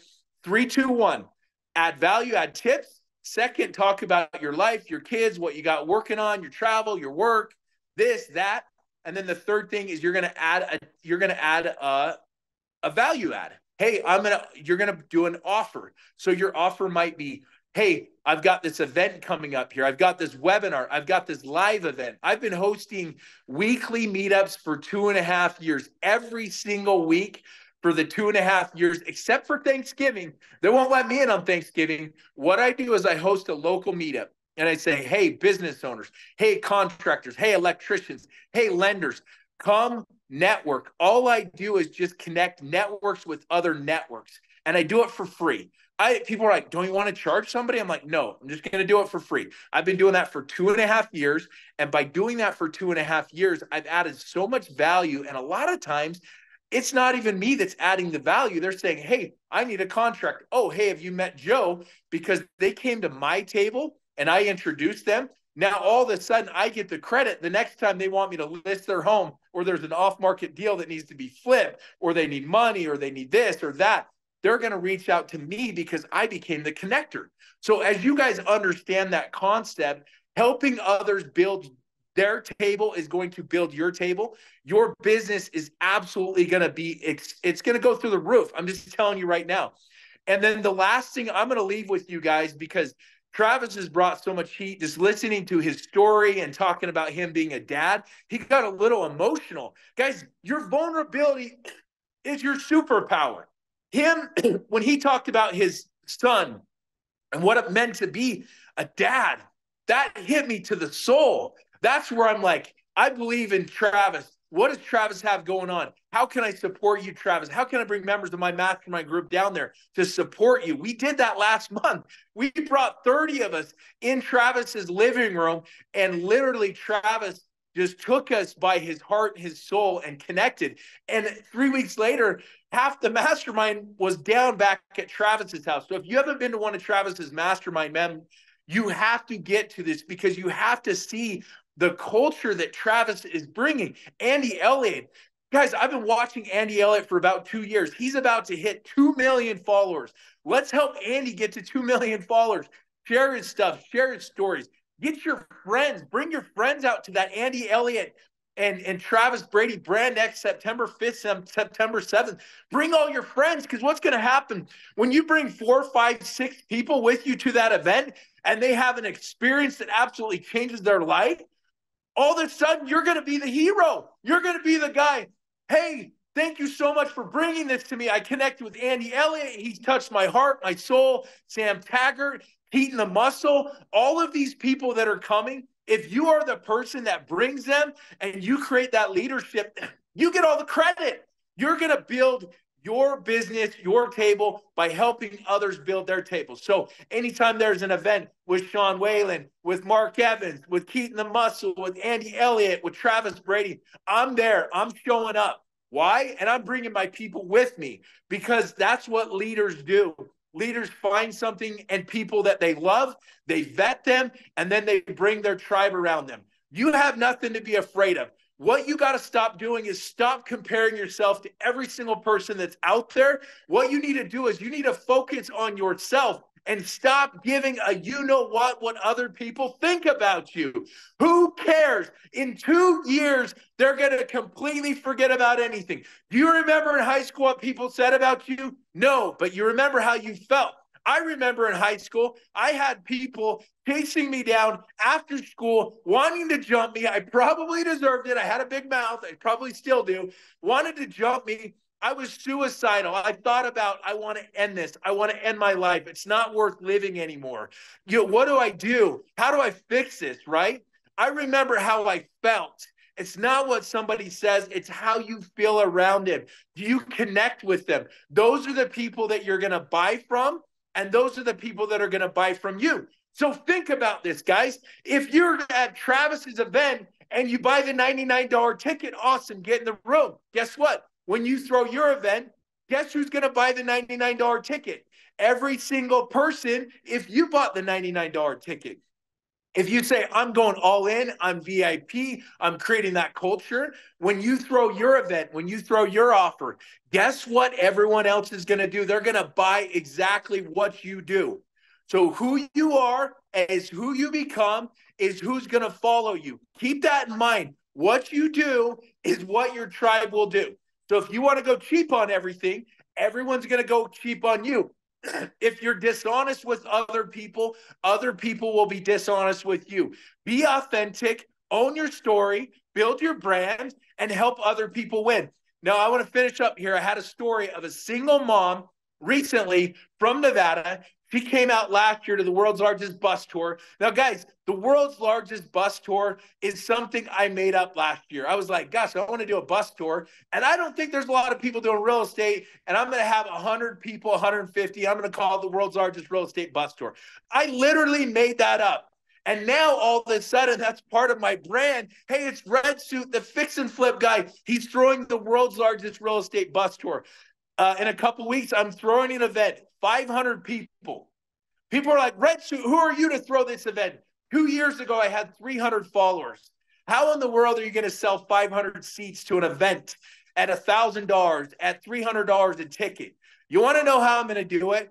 Because it starts up here. You have to throw it out to the universe. You have to say, I'm the man. Andy Elliott is amazing. Last night, Travis was like, hey, can you go after Andy Elliott speaks? And I said, yeah, sure. If you need the closer to close the other close, I'm happy to do that, right? In your mind, you have to have that mindset of abundance, that you are the best, that you are unique, that people need you. People, your avatar, people are looking up to you right now, how you live.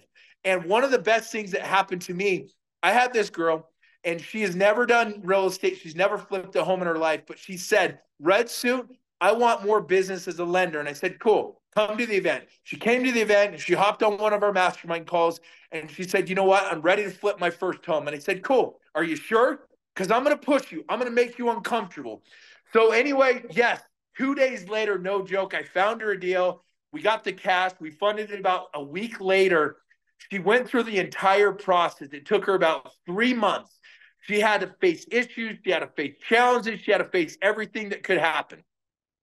We helped her buy the property for $244,000. She just sold that home for $420,000. She put about $85,000 into it after closing costs, paying the greedy Red Suit realtor. She made over $50,000 on her first flip. She believed in herself. She surrounded herself with the right people. And she's $50,000 richer because she's willing to step up. I'd much rather step up in the World Series and strike out, play in the Super Bowl and get sacked, because I actually played in the Super Bowl and got sacked. That's a once-in-a-lifetime experience. Stop focusing on being perfect. Start focusing on getting better and have that 10x mindset. And as you guys do that, and as you guys get to the event and you plug in to Travis's events, not just the one in September, try to get to all of them. People say, hey, which coaching group, which mentorship should I do? Do them all. I'm part of almost 7 mentorship coaching groups right now. 7, right? And the reason I'm part of them is because these are my mentors. These are my gurus. These are the people that will help me level up. The more people that you associate yourself with, the more connections, the more money, and you're going to live a life full of purpose and happiness, and you are going to change other people's lives. Focus on giving first. You give to the universe, it'll give back. I love you, Travis. Keep crushing it. I will see you guys on the stage September 5th, September 6th. I will see you at the Limitless event, Andy's events. I want to see you in the room. I want to shake your hand, and I want to help you flip your next home. Rock and roll, Travis. Love you to death. Keep crushing it, my man. Build your table.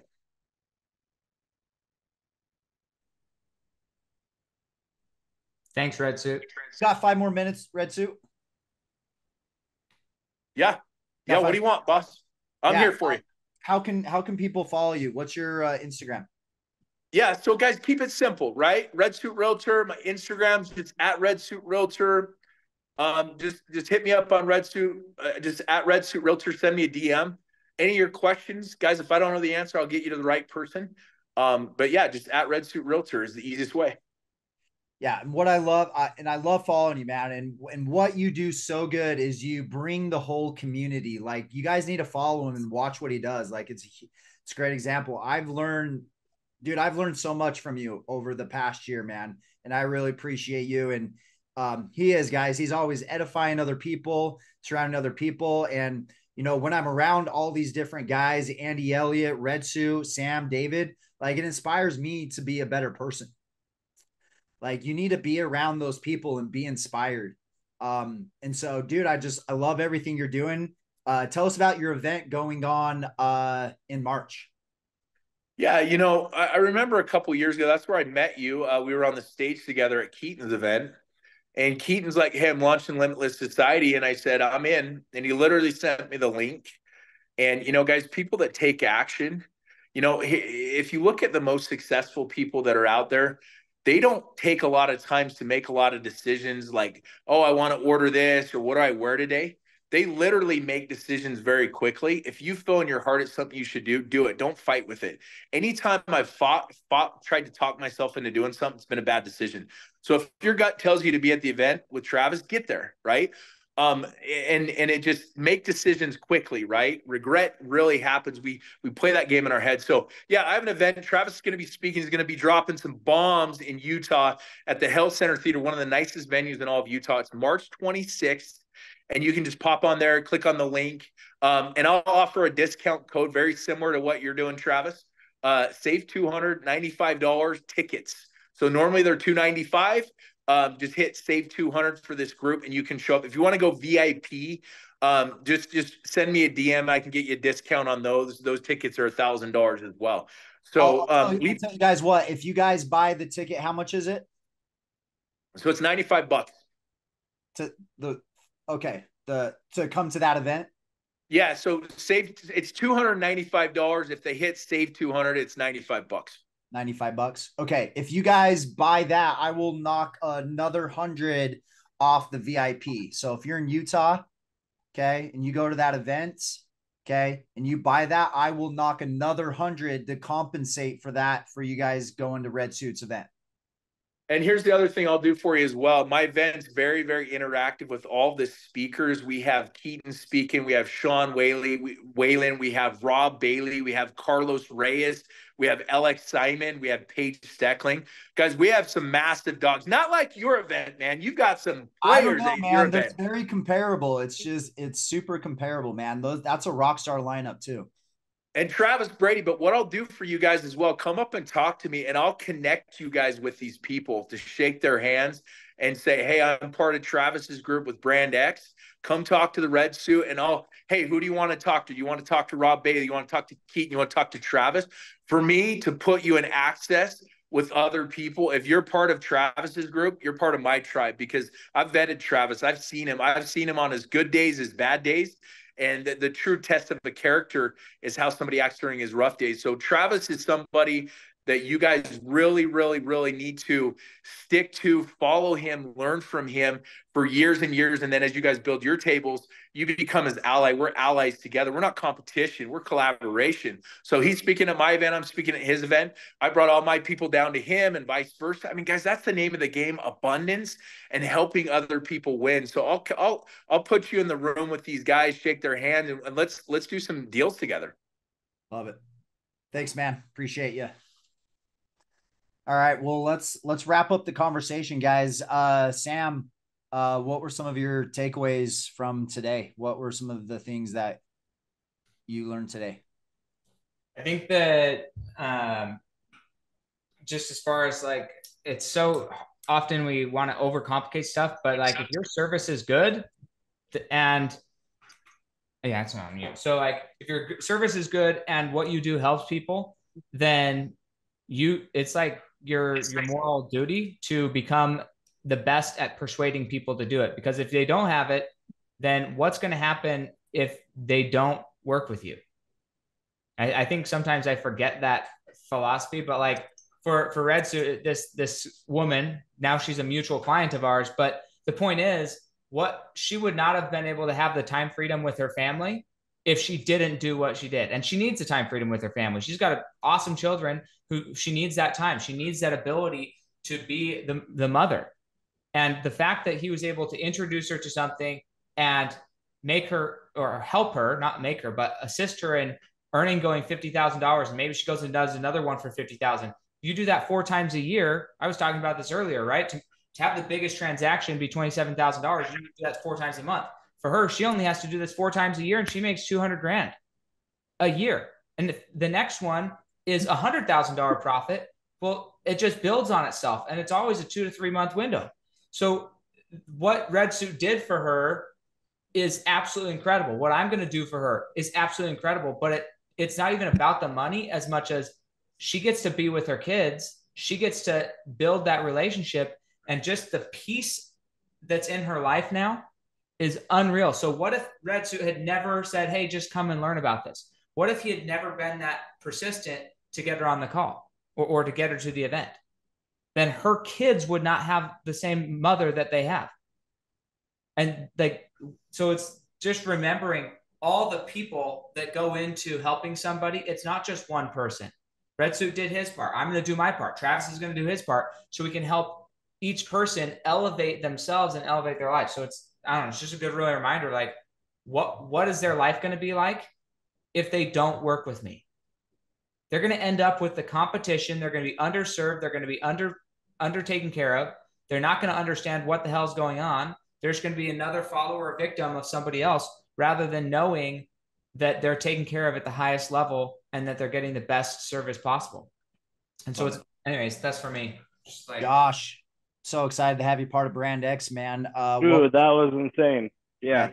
Tell us what you learned today, or what were some things. Okay, I feel like I'm just extremely fired up, and I feel like I've got so much to do.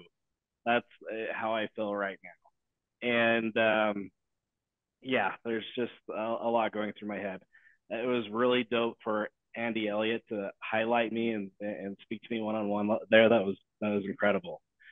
I'm super excited about getting my tribe, ready and pumped for Brand X, and getting all of Rockwell's followers and Bullfit's followers there, as many people as possible, because it is going to affect them in a very positive way. And it really spoke to me a lot about Andy Elliott talking about his wife, and being there, and acting like it's the first time. And I'm like, oh, I'm so guilty of not treating my wife lately like I did when I first met her. And, we just had our second kid, this, and her epidural didn't take. We were stressed during the time.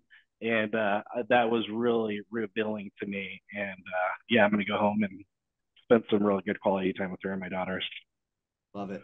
Yeah. And if there was only some people are coming to the VIP because they're like, well, I want to shake Andy's hand or Red Suit's hand or Keaton or Drew Manning. And that's definitely worth it. But you're not in the room necessarily for those guys. You're in the room for the people like you that are in those rooms, guys. Like, the people that are going to be in that after party is going to be freaking insane. Like, I'm so excited. There's going to be so many more people that aren't even going to be on stage that are going to be at that after party. So I'm calling in a lot of favors from a lot of people to be at that after party. The after party is going to be insane.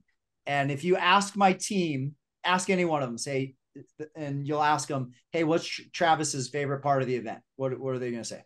The after party. After party. The tequila. Because I want to celebrate. I want to have fun. I want to have some drinks. I want to talk. I want to have conversations, guys. And that's where the connections are made. Those are where the connections made. Sometimes we try to force connections online and at these networking events, and they're not really solid. Like those after parties when our guard's down, those are where real relationships are formed. Okay. So again, guys, you're getting the mastermind on top of it. Okay. Which is going on April 14th through the 17th. And the money and the influence and the people that are going to be in that room is going to be insane. Like, I've been interviewing some of the speakers. I've been talking to some of the people. It's going to be an awesome crowd. So If you can make it happen, make it happen. And for some of the events that I've been to over the years, you know, I looked at my budget and I go, I don't have that in my budget right now. And it would have been so easy to justify to not do it. But what I had to do is say, you know, what other things do I need to cut out in my life to make this happen? Do I need to eat out less? Do I need to not go on the vacation? Right? If you sacrifice the things you want now, later in the future, the thing you want is going to be the sacrifice. Okay. You got to make sacrifices. You got to make investments. And I'm not going to tell you what you need to sacrifice. I think that's unfair for me to say that. Okay. All I'm going to say is there's going to have to be sacrifices, but I will tell you that what you need to invest. Okay. It's $9.97 to be in that room. I remember years ago, this is actually really funny. Years ago, when I first went to one of my first events, I remember being in the room and the offer was for $297. And I remember going, oh my gosh, I don't have that money at all, but I really want to go. And so I went to the guy and said, hey, would you be willing to hold my credit card till next week so you can run this for $297? That's where I was at, guys.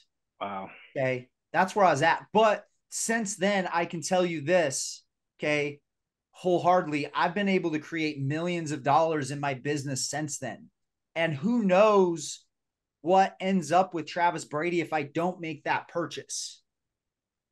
Okay. Sure. Who knows where I end up, because sometimes we don't realize the origin point with our story could be something as small as $97 or $297 or $997. So I hope you guys can make it. David, I know you're very, you have a tune for listening and taking away. What were some of your takeaways today? First off, thank you, Travis. Really honestly bringing this all together. This is, you know me, I fucking love this stuff. I'm like all about, I light up in the room. They say when you're in a room, does it drain you or does it light you up? Like I always get lit up. So just hats off to how everyone showed up. The things that were a takeaway for me is really, I'm going to go back to the statement of simplicity. It's unreal how much we talk ourselves in and out and through things. And just the way that each speaker broke down Red Suit was just so real on, like, I love the giving. And what I love is that's not lip service. He really is that guy. He really is shouting out his team. He really is supporting everyone. And I loved that you brought up Joshua, listening to Andy talk about his wife. Like, how unbelievably simple is that, to acknowledge and be present with the people around you. I think everyone in this room, what I'm starting to realize that stands out to me is that your chosen family is the family that you feel elevated by, you feel lit up by. And the worst thing you can do is not be present or repeatedly be present in that chosen family. And more importantly, make contributions. Like no one, I don't feel like there wasn't anybody that made contributions. So I want to shout that out too. I saw everybody making contributions in the chat. I saw everybody making contributions with each other. I hope to see you guys. Not I hope, I expect to see you guys again. And I mean that wholeheartedly. I expect to see you again, Brand X, somewhere else.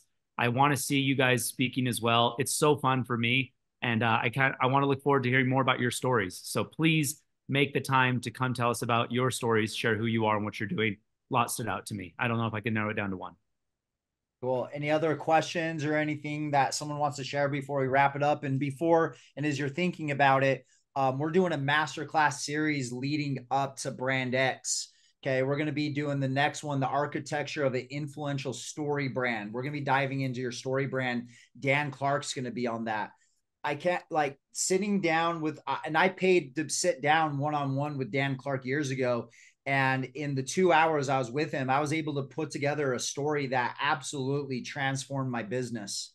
Okay. So he's going to be breaking that all down. If there's one thing that a CEO or a leader needs to get better at, it's selling, it's putting together a story. And putting together a story isn't just like, oh, I need to share a story. Who's ever seen the movie Billy Madison? Right? He's trying to, and remember when he's competing on the stage with that other dude, and he shares the story about the puppy who lost his way, right? You guys remember that? And he shares this story and everyone's like, yeah. and everyone's inspired. And then as soon as he's done, the guy goes, that made no sense. And everyone that listened to the story is now dumber. God rest peace on your soul. Right. And so I share that because just because you hear that I need to share my story doesn't mean you're actually going to be good at sharing a story. Now, I don't want to tell you not to share stories, but you need to learn the architecture of putting together a story. And to put it into maybe simpler terms, and maybe more genuine terms, you need to be better at showcasing your experiences. Okay, Dr. Joe Dispenza talks about this all the time. Who follows Dr. Joe Dispenza? He says people are incredibly inaccurate about recalling their own experiences, up to 50% inaccurate. And so the ability to learn how to tell a story actually helps you change and transform as a leader, because it makes you be more conscious in your own experiences about what are your takeaways, what are you learning through your experiences.